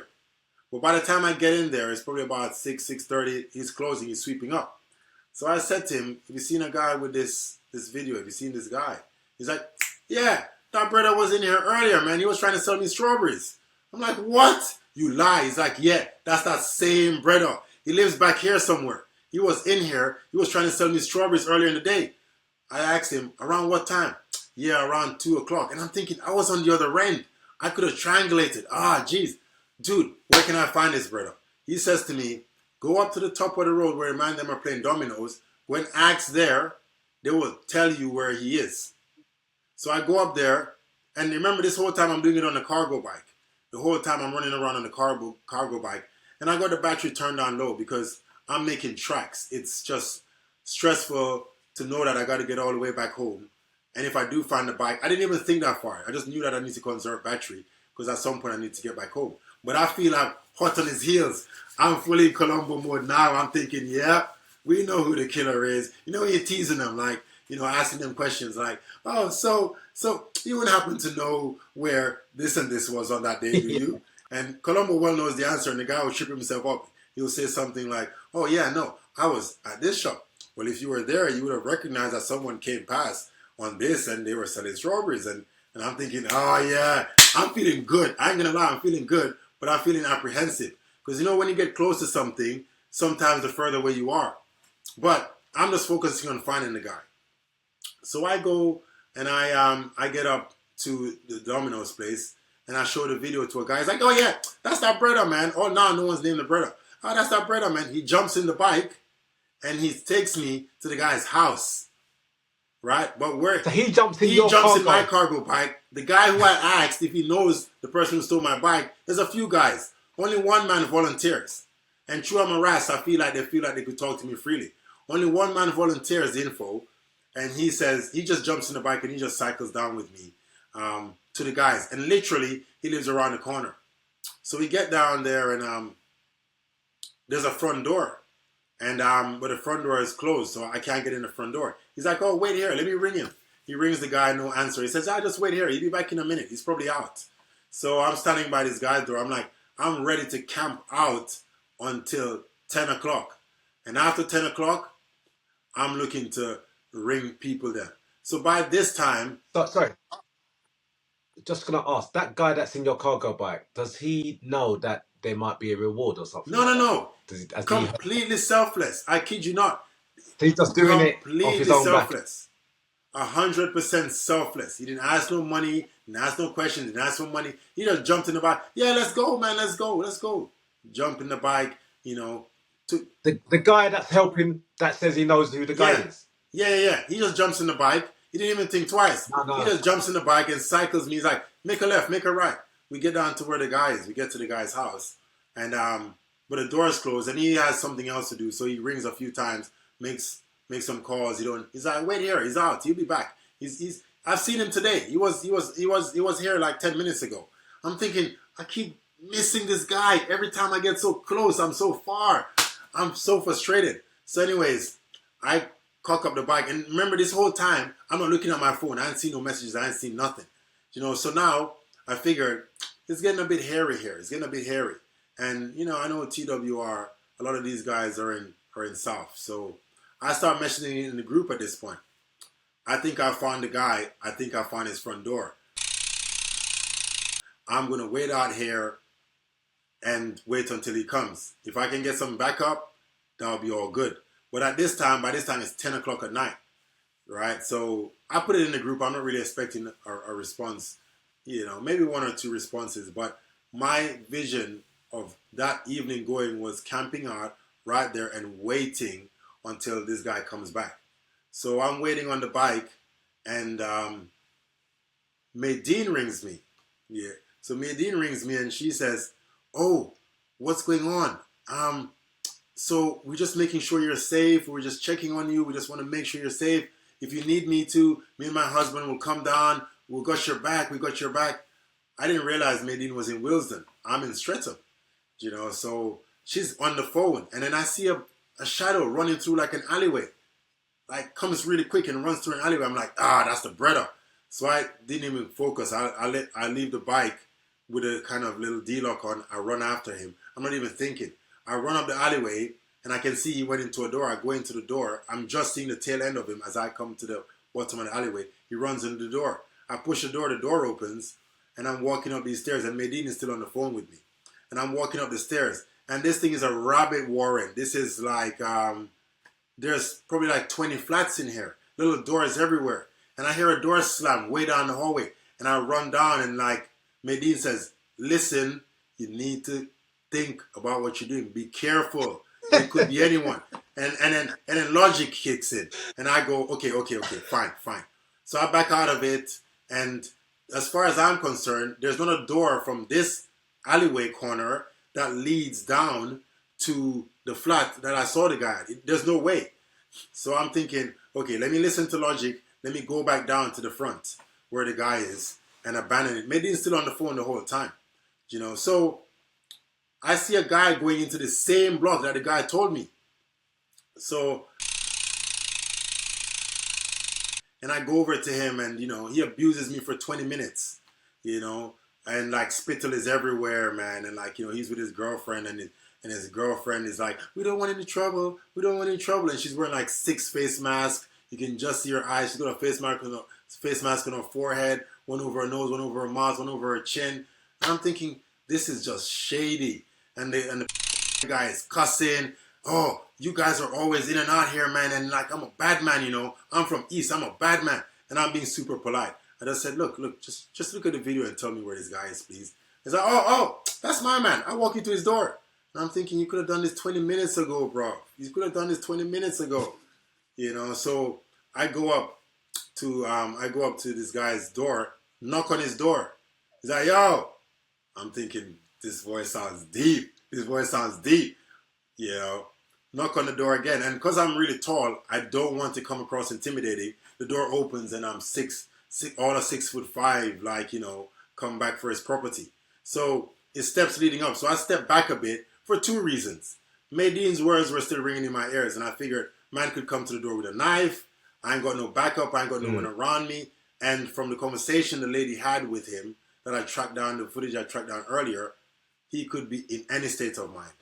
So I knock on the door and I step back from the door.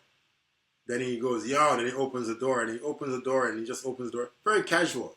And I said, bro, you know, you took my bike, you know, you took my bike, bro. I'm being super polite because I'm with no one. I'm like, you took my bike, man. He's like, I'm like, yeah. Look at the footage. He's like, raw, where you get footage from, man? How you get that? What's going on? Where you get footage of that? Raw. I'm like, yeah, but if you got the bike inside though. He's like, come in, man. And I can hear some other guys in the flat. Come in? Yes, my man said, come in. I can hear some other guys in the flat. I can hear some other guys in the flat. And I'm thinking to myself, come in. Yeah, no, maybe not. Yeah, maybe not. You know, that doesn't sound like a good idea. I mean, I ain't got really no valuables on me or anything, but I'm wary of my... You are the valuable. You're the valuable. Right. You know, and I'm thinking, man, I could do some backup right now. You know, so I started reassuring the guy. I said, nah, bro, I can't really come in, man. I got my daughters at home and I need to get back. I got someone looking after them. I really need to get home. So I'm pleading to his empathy at this point. So he goes, so he goes, yeah, no, we can go get that still, man. It's not here. We can go get that. I'm thinking, what do you mean it's not here? He's like, oh, yeah, nah, pass it on to another brother still, you know, man. But, you know, don't worry. We can go get that. Don't worry. We can go get that still. And I'm thinking, how long is this night going to be? We're well past 10 o'clock now, and I'm tired. Right? I'm tired at this point. My voice is hoarse. I'm talking to every man on road. My phone's blowing up. I'm not trying to look at my phone. I'm especially not trying to take my phone out. So I got like a little, I got one of these phones for call and text only because, my other phone is quite big. So I got this phone, and this is the kind of the phone that I'm using. So I'm thinking he must see this phone and think, oh, this guy doesn't have any value. Apart from, like you said, I'm the value. So wasn't he apologetic? At the point when he saw the video, video, he started being apologetic from there. Bro, yeah, man, nah, I took the bike, yeah, man. Yeah, but people were challenging me on road about the bike still. I didn't know what the big deal was, but people were challenging me on road about the bike. I didn't know, man, but I said, yeah, but dude, time, man, can we go get that? As you can see, I didn't turn up here with police. I didn't turn up here with a bag of man. It's just me on my ones, and I really need to get the bike back tonight. But after he said he sold the bike on, my hope just went like this, just tipped. But he was very, very adamant that we can get the bike back tonight. He's like, no, we can get the bike back. We can get the bike back tonight. We can get the bike back. So I'm thinking to myself, okay, we can get the bike back. Okay, all right. Stay positive. So he goes, he gets himself together. He comes downstairs. Without a question of how we're going to go, what we're going to do, he sees me sitting by my bike. He just jumps in the bike. The hood is not on the bike, so the bike is open. He just jumps in the bike and just hands up on the side like that and sits on the bike, cross his legs. He puts his legs up, cross his legs on. I'm thinking, but wait. Yeah, your grandma would have said, what are we in Brighton feasting? But I want my bike back. I'm putting up with absolutely anything at this point. So he says to me, yeah, man, we got to make 2 run-ins first. And he's never asked me for money. At no point did this guy ask me for money. No point. He didn't ask me for money. He didn't say nothing. All he said was, man, we just got to make 2 run-ins, man. But the guy, he's going to meet us. He's going to give the bike back. He's going to get the bike back tonight. Don't worry. So we hit road. We're in Streatham Hill. I look on the power of the bike, and the bike power is 1 bar. It says something like 25%, and it's already in the red. So he says, oh, we're going Battersea.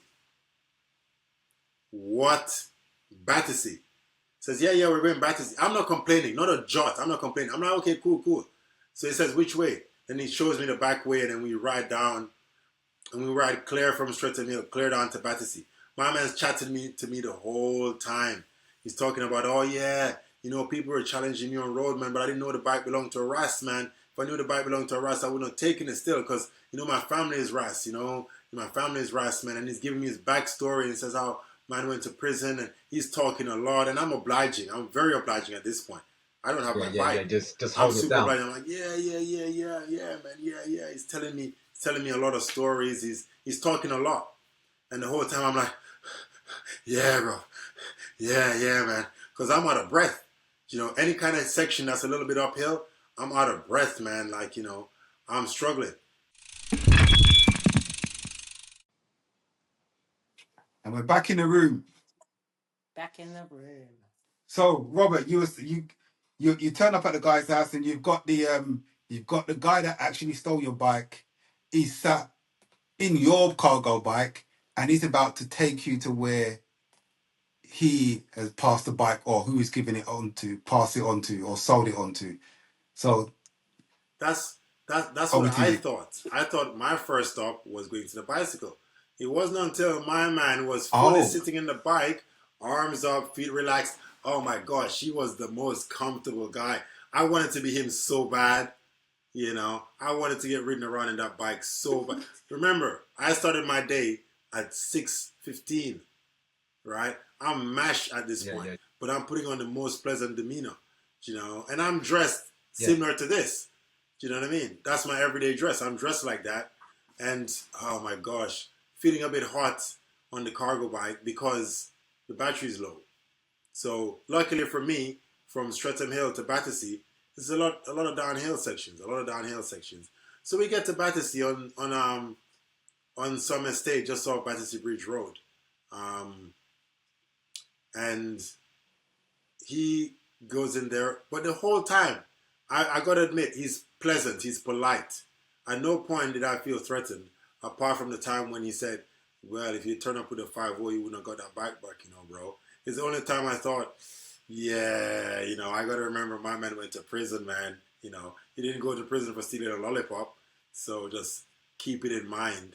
So that was the only time I felt like I might have been at any threat. You know, I mean, I say vulnerable, exactly. That one phrase, oh, you know, if you turn up with a 5-0, you wouldn't be getting a bike back. That one time. So we got into this estate just off Battersea Bridge Road, and it is seedy. It is a seedy looking place. The lights are dim. There's no one around. Because by the time we get to this place, we're at 12 midnight at this point. By the time we get to his house, it's past 12. It is past 12 o'clock by the time we get to the estate. There's no one around. And I just thought to myself, so then he goes off. He's like, yeah, I'll be right back. Still very positive. I'll be right back. You know, just chill for a bit. I'll be right back. I'm just going in here to angle 1, 2 things. I'll be right back. I'm like, yeah, sure, man. Yeah, I'll be here. Take your time. So then, as soon as he went in, and bear in mind, my phone's been ringing this whole time, you know, but I'm not answering it because if I answer the phone, first thing he's going to think, oh, he's running people up. So I purposely didn't answer my phone. So the first time I picked up my phone again was when we get to this location. And I call my brother Chris, and I tell him where I am. I send him some pictures, and I tell him, dude, if anything happens, this is where I am. Don't bother coming out right now. I know you got the kids. Just don't come out right now. But if anything happens, this is the time. You know, I know he would come. You know, Chris and Gino, those are my people. They'll come out in a heartbeat. You know, but they got their kids, so I don't really want to disturb. So I tell him, look, just note that I'm here. Video around. This is it. This is the estate. This is the name of the thing. I give him that video, that information, and then I take the key off the bike and I put the single, you know, the little D-lock, single D-lock key. I have that in my hand. You know, I lock the bike and I have that in my hand. But the first thing I'm thinking, The Penny Farthing, 1,006. It's a decent wedge. The Urban Arrow, 7,500 is what that bike cost. Yes. What? That bike cost 7,500. I'm not bathing in cash.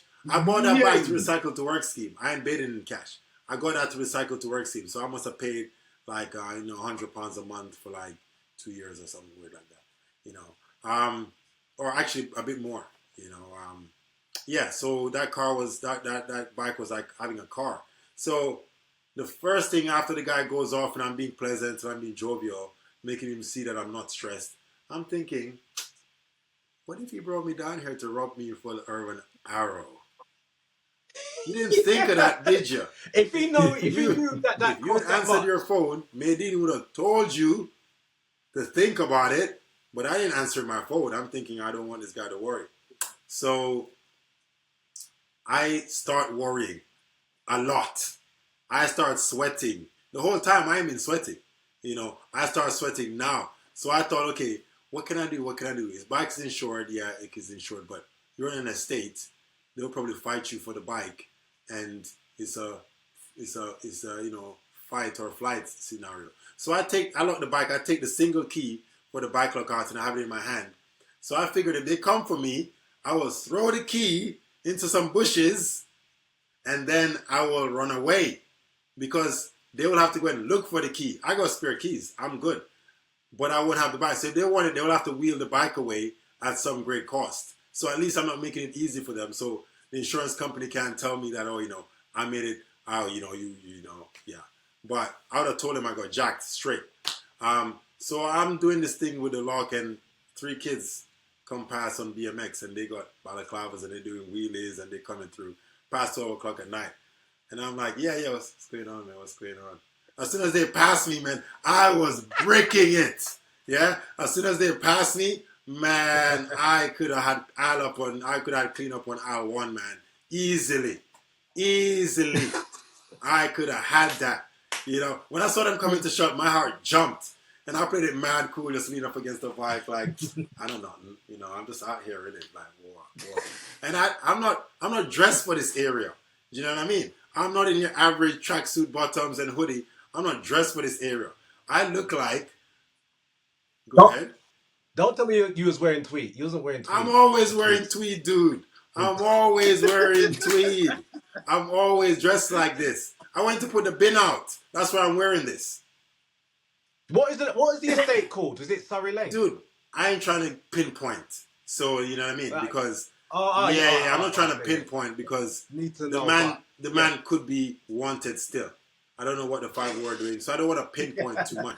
But the estate was seedy, right? Yeah. So my man comes back like, it felt like 2 hours, but in reality it might have been like 10, 15 minutes or so, but it just felt like 2 hours. What felt like an eternity, but he came back and I hear some talking in the bushes and he's with the next guy. And they're having some kind of argument and they're walking in the bushes. I can't see who it is, but I can hear his voice. I'm thinking, all right, if you're going to run through this estate, that way it looks like a high street. Get ready. Make sure the shoelaces are tied up. I'm getting ready to run for it. Then him and the guy chop it up for about 2 minutes and he comes over. Like, yeah, man. We just got to make 2 more stops, man, and we're going. I'm like, all right, cool. No worries. I'm thinking 2 more stops. Dude, 2 more stops. Dude, honestly. I'm fuming. So he says, oh, yeah, no, we just got to go to Clapham Junction, man, leave our Roots Estate where he used to have his shop. He just says, oh, we got to go around there. I'm thinking, I worked in Wandsworth Borough, so I know all the back roads. I know all the shortcuts. I know everything. So I cycle through there. I take some back alleys against my better judgment, but I'm going through, and he's on the bike, and he's like chilling. He's like, yeah, man, 2 more stops, man, and he's ringing some next guy saying, yo, you got the bike, you got the location, yeah, all right. And I'm thinking, dude, you're getting set up so bad right now. You are about to lose everything. How much is my tweed jacket worth? Okay, no, thrift shop, they're not going to want that. But the shoes, they might take the shoes, and I can't walk. This is what's running through my head. But he's talking the whole time. This guy was talking for days. I'm like, yeah, man, yeah, oh, yeah. And at some point, I take a picture of him in the bike. So I got one hand pedaling through. I take a really shoddy picture of him in the bike because no one's going to believe the story. No one is going to believe me if I tell them. So I take a picture, proof it happened. You know, I take a picture of this guy and, you know, carry on rolling through. And we get to this Clapham Junction estate, and then this time he's talking to a guy and I can see him in the distance. You know, they're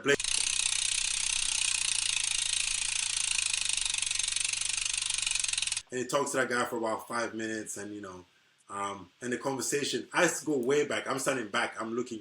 I don't want anyone seeing my face. I don't want anyone knowing that I'm with this guy. They have a quiet conversation. I don't know what's going on. It's quite seedy. And again, I'm thinking, how far is it to run to the high street? I wonder. You know, I'm still on that vibe. I'm quite tense, but I'm not showing it. My mind is going like this. You know those videos when the duck is just subtly gliding on the water and they cut to the bottom and the legs are just doing a matter. That was how my brain was. I was just feeling tense. So he comes back. He's like, all right, yeah, we're set now, man. Let's go. We gotta head to Garrett Road. At Garrett Road, Earlsfield Station is what he says. Garrett Lane. Earlier I was saying the name of that park was Victoria Park, not Queen Elizabeth Park, Victoria Park. So he says, Garrett Lane. I'm in Clapham Junction. You know, that's not an easy cycle up Garrett Lane. And now the battery is completely dead on the bike. The battery is dead. The only thing is, this bike is strange. Even though the battery is dead, the lights are on, giving you like false hope, like it might kick in. No, it was not kicking in.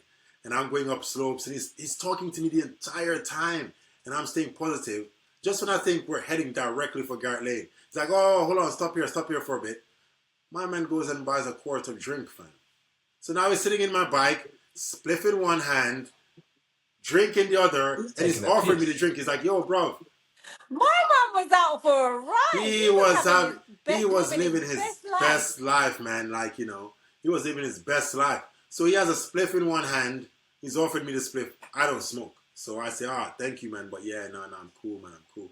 Offers me the drink. So he goes in. Funny in the story, when he gets to the shop is actually closed. You know, my man started cussing, banging the door. Whoa.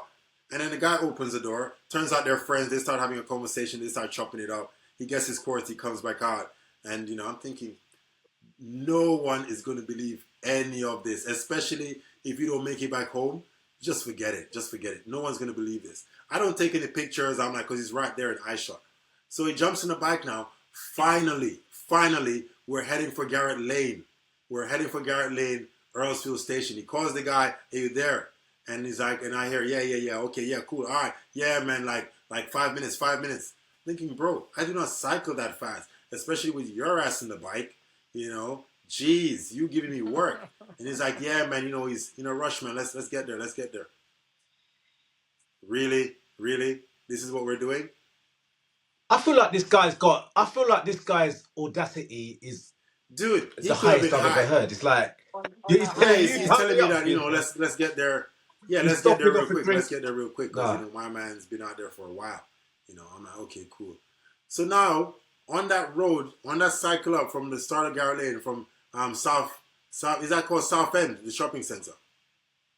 You know, South Side. So from South Side, I'm starting to feel confident. I'm like, yeah, hard work's paying off. I'm starting to feel built up. Starting to feel good. I'm going to get the bike back. And then my brain tells me, you're probably not going to get the bike back, you know, dude. You should be prepared for that.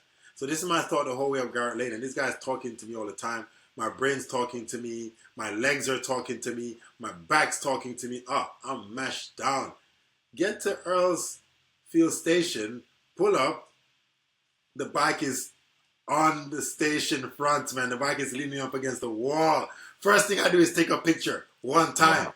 I'm like, I have to document this. I take a picture and they're talking back and forth. And I'm like, I literally went over to, like, you know, hug the bike. And I'm like, but I was subtle. I went over like I was testing the handlebars. And I was hugging the bike, man. I fully embraced that big wheel. And I was hugging the bike and I was thinking, oh my gosh, this night. Check the time, about 1:30, 1:35, thereabout. I'm not thinking about anything else. I'm just thinking I have the bike back. The guy who bought the stolen property now, oh yeah, bro, man, you know, he's not necessarily apologetic. He's just saying, yeah, nah, I'm glad you got the bike back. I'm glad you got the bike back, man. Like, because I saw this thing blowing up on social media. I'm glad you got the bike back, man. He took his phone out and videoed the interaction like this. Yeah, man, arm around me. Yeah, Ras getting bike back, man. Look, Ras getting. I kid you not. No word of a lie. No, maybe he didn't post the video, but my man took his phone out and did a video saying, "Oh, look, Ras got the bike back. Ras got the bike back. Ras got the bike back." The cheek. Give me strength. The whole time I'm smiling. I'm like, yeah, man, it was a long night. The whole time I'm like grinning like a Cheshire cat. It was a long night. I'm going along with it. They even offered to get a van to drive me back across. And I'm like, no, it's fine. Don't worry. He's like, yo, you got the van. Yeah, I need you to make a drop for me, man. I'm thinking, now you got 2 bikes worth over 8 grand. Probably close to 10 grand here. Maybe getting in a van with some strange guys at 1 in the morning is not necessarily a bad idea. So what I do, I start loading up the bike quick time. The handlebars are loose. They've dismantled the handlebars. I see ball bearings coming out. I do not care. The headset is super loose. So who was he gonna? He already sold it. The guy who were there. No. Who was the other guy gonna? I don't even know, right? As far as I'm concerned, that bike would have ended up in a canal. That bike would have ended up in a hedge. Was he a bicycle man? He said it was a bicycle man. The guy said it was a bicycle man. Yeah, I ride all them things, man. I ride all them things. Apparently, he's got like 30 Bromptons. So he's either a Brompton connoisseur, which I beg to differ, or he has sticky fingers. I was going to say 30 Bromptons that he purchased. Yeah, 30 Bromptons, right? Right, allegedly. Yeah. So my man, okay. They're talking to me and they're raging a van the whole time. I've got to make sure. Sorry, do you know who this person is? I'm just asking for a friend who might want a new Brompton. Yeah, dude, man. So, I knew you was going to say that. Pause this bit. He did this. I kid you not. My man did this. My man was like, yeah, Ras get his bike back. And what happened after he recorded? Oh, while he was recording, I was trying to sheepishly move out the way, but obviously not trying to be polite because who knows, these guys could switch in an instant. So I'm super polite. I smile for his video. I'm super polite. As soon as he stops recording, I'm strapping the bike with my rucksack straps down over the cargo bike with no battery, right? By the time I load this thing up, it's wider than a London bus, If I'm riding back from Garrett Lane to Willesden, that ride on average will take me an hour 15 minutes. If I've got the Penny Farthing, an hour 15 minutes. If I got the cargo bike and it's got charged, 45 minutes. On a Brompton, around the same thereabout. So, how heavy is your Penny Farthing? You can pick up the Penny Farthing. It's not a heavy bike. So when I'm going upstairs, if I get to a train station and there's no stairs, you put your hand in the, where the spindle is, in the big wheel. You pick up the spindle and you just walk with it. There's a method to carrying the bike. As these old school guys taught me. These Pickwick Bicycle Club guys showed me the method. So this man's doing up selfies with you? He's doing up selfies. They're talking among themselves. They're doing some kind of back deal. They're swapping spliffs. They're swapping a bit of alcohol. Like, job well done, sir. Job well done. Yes, we've reunited the gentleman with his bicycle. Job well done.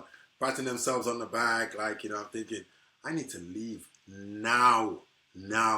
So I ain't figured out how to do this thing. I just plunk it over, use my rucksack strap to tie the bike down as best I can and shove the rucksack itself, use that as a weight to hold the bike down.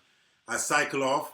As soon as I can't see him anymore, I pull over, take it in, get my phone out because my phone was going nuts, So wait, you didn't tell them bye or? No. I was like, yo, I'm out. The whole time, the whole time I was trying to get on the bike to leave, they were arranging a van to come down. I'm thinking, let's go. My legs are dead. My back is dead. But the excitement of seeing the bike, man, all of that washed over me in an instant. I was thinking, yes. You got the bike back. Yes, get home, get home. Oh, wait a minute. You're in Earlsfield. Okay, cool. Earlsfield. So from Wandsworth Town Hall, it's about 7 miles. You're in Earlsfield, you're another 3 miles away from there. Okay, cool. This is gonna be fun. I have no battery on the bike. I've got an awkward load. I'm riding on the main road because there's no cutting down no alleyways. So I load up the bike and I just head out of there, man. Like, you know, yeah, cool, man. Gone. As soon as I get to an opening and a good light, I take my phone out and I do a video right directly into the TWR group and just say, look, everyone, I'm okay, I'm good. It's 1 o'clock at night. This is how I'm transporting the bike. I'm about to head home.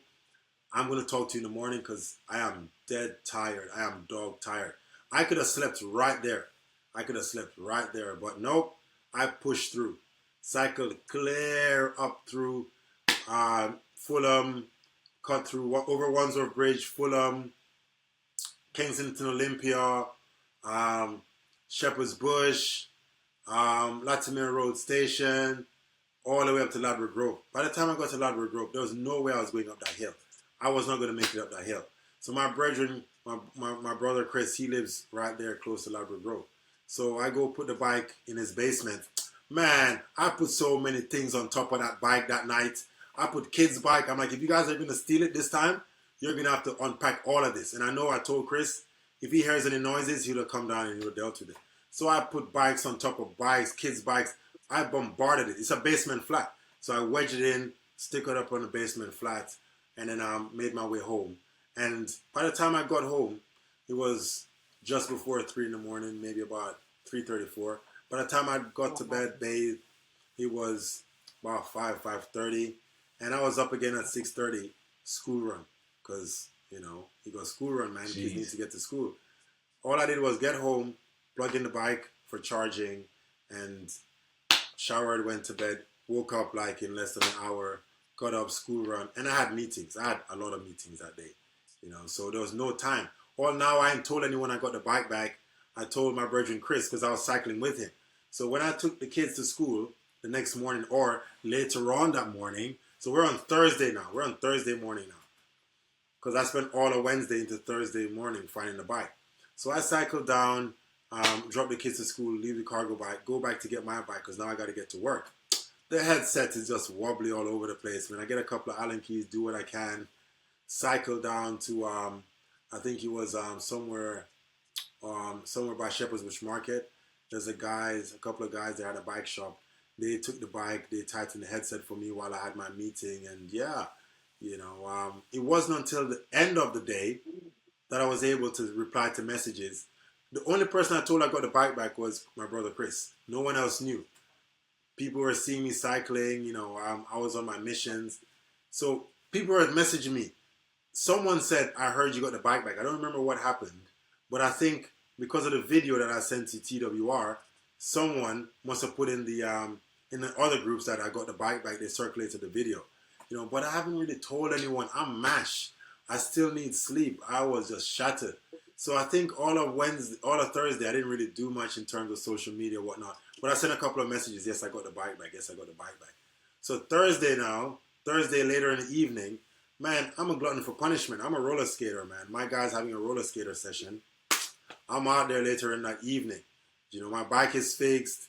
It's safe. My cargo bike is charged up. You know, the kids are home. I'm good. I got my red tracksuit and I'm going roller skating. I'm a roller skater, man. Like roller disco, I'm on it. Flippers, I'm going down there. So I thought, okay, so my publicist is ringing me. Look, you got to make a short video. You got to let people know what's going on. Let's circulate the video. Let's get things moving. So I say, okay, cool. I made a short video and I run it by her and she's like, oh yeah, it's fine. You know, Paula gives me the okay, so it's okay. I put the video on. A bit like 45 seconds long, just rush the story. And that was a story of the stolen bike, right? That's the entire story unpacked right here on the podcast, TWR. Together We Talk, right here. This is the entire story. If anyone wants to see, ask me the story again. I won't be telling the story again. You come here and you come and listen. Exclusive, man. exclusive, guys. This is an exclusive. This is an exclusive. right? This is an exclusive story. You heard it here first. You heard it here first. Aside from my sister, right. my friend Naja, this is the whole story. I didn't have time to tell my brother Chris the whole story. I'm like, dude, I'm going to unpack it for you. You were saying that when you tell told Chris to tune in. It's all right. Tristan, tune in to get the whole story. Yeah. You were saying that when you told your sister, she fell asleep halfway through. Yes. Rumor has it that she's still asleep now. I think so. I think so, man. That's, you know, that's Sleeping Beauty right there, waiting for the prince to come get her, man. Like, she's still asleep. The rumors are right. That is an amazing. That's a great story, though. I'm not gonna lie. Like, thanks for letting me get it out. That's a film. That story. It's a film. It's a cartoon. It's a book. It's everything. Dude, you can do everything. I mean, I write children's books. You know. I write children's books. I'm kind of taking a sabbatical from the civil engineering, and I'm looking to focus on Black history, British Black history, predominantly for our children, for our kids to know. Fantastic. So I've written a rhyme and quatrain book on Walter Tall. So that book is a nice, tidy book, you know, about 44 rhyme and quatrains. This story, this is a chapter book. Series 1, Series 2, Series C, Series 3. Them kids will be older and gray. I wonder what the next book is. Because that's how long the story is. And man, you know. Do you know what's beautiful about it? If there's something that you can, positive that you can take from this experience of you having your bike stolen, it's the concept, or not the concept, the element of community. The Black community, yes. The Black That's what community. I was about to say. Yes. I was about to say coming the together. same thing. I was about to say, it just goes to show, Nothing you know, but like community. None of this would be possible. That was community spirit in its highest form. This was, and Go ahead. You know what? The thing is, that's what I felt at the time wasn't highlighted enough. I know it is now when we're doing it now, but you see, Jeremy Vine, when you went to Jeremy Vine, I was like, a little bit too much credit's going that way. I know he helped and he put it on his tweet. That helped, but the community it started here. It started with Leon. It started with it in the first place, right? To all these groups. Yes, it started with that lady circling it to the moms groups. Those mom groups do not play. Yeah, I wouldn't be surprised if Jeremy Vine's wife is one of their moms. Right? Also, Stretham's mom's group. The Stretham's mom's group. Jeez. Also, take into account the area. Streatham and Brixton and the surroundings doesn't really have a positive kind of like name for itself. But the very area where your bike got stolen from is the actual same area that came together as a community. Yeah. Man, it started from there. My partner, he actually works at the bus garage. I met your partner. I met your partner. He told me that your bike had been stolen. I met your partner. I'm certain I met your partner. He said, "Oh yeah, my wife is in this group, you know, this cycling group." He's got a big beard. I met your partner. I spoke to him. This is how much I partnered the road. So, community is the word. He took the word. On the Jeremy Vine show, I wasn't really able to unpack it because I had about 10 minutes and I could only work with the questions I got. But I wanted someone to ask me that question. And the person who actually asked me was this lady, Sarah Tete, from the South London Press. She had a follow-up article in her biz page. This was about 2 weeks ago. It went out in the South London Press. 2 or 3 weeks ago, thereabout. And she unpacked the story properly. If anyone got the South London Press from a couple of weeks ago, look on the Showbiz page. It's there. She really unpacks the story. She really gives that community element to it. It was amazing. So the community aspect was everything. From the shopkeepers, from the shop owners. And you know, the high street is dying. They tell you all the time the high street is dying. The high street is dying. Oh, shop rents are high. These guys are getting charged out of their wits. COVID came, swept through the high street, decimated our community. You know, Granny can't go and get her little 1-2 items from a local shop anymore. It decimated our community. And since then, some resilient shopkeepers have stuck with it and they've pushed through and they've kept their shops open. Those guys, in the engineering term for it is called passive surveillance. You know, where people are on the high street so they know what's happening. They know people are walking past. They can see. If it wasn't for those brave souls who kept their shops open despite everything and forged through, I would not be getting this bike back. Went to 2 barbershops, went 3 barbershops, went to a food shop, went to an African hair salon, Caribbean hair salon. I mean, went to a pharmacy, went to like a white-owned nail technician shop / beauty parlor, community. No one can tell me the high street is dead. Not from when I got my bike back. And I will go down there and I will go back to do my hair and I will buy all the food even if I don't eat it. I will still shop in all them shops. I'll go for a trim even though mine is a ras. I'll go and get a trim just so I can support the community because without them, they wouldn't have got the bike back. And it's something that I feel the community needs as well. I've got a friend that owns a business or he owns a shop, and you can see it when he speaks to all the other shop owners on the street. It's a tight community. They look after each other, and a lot of people don't realise that.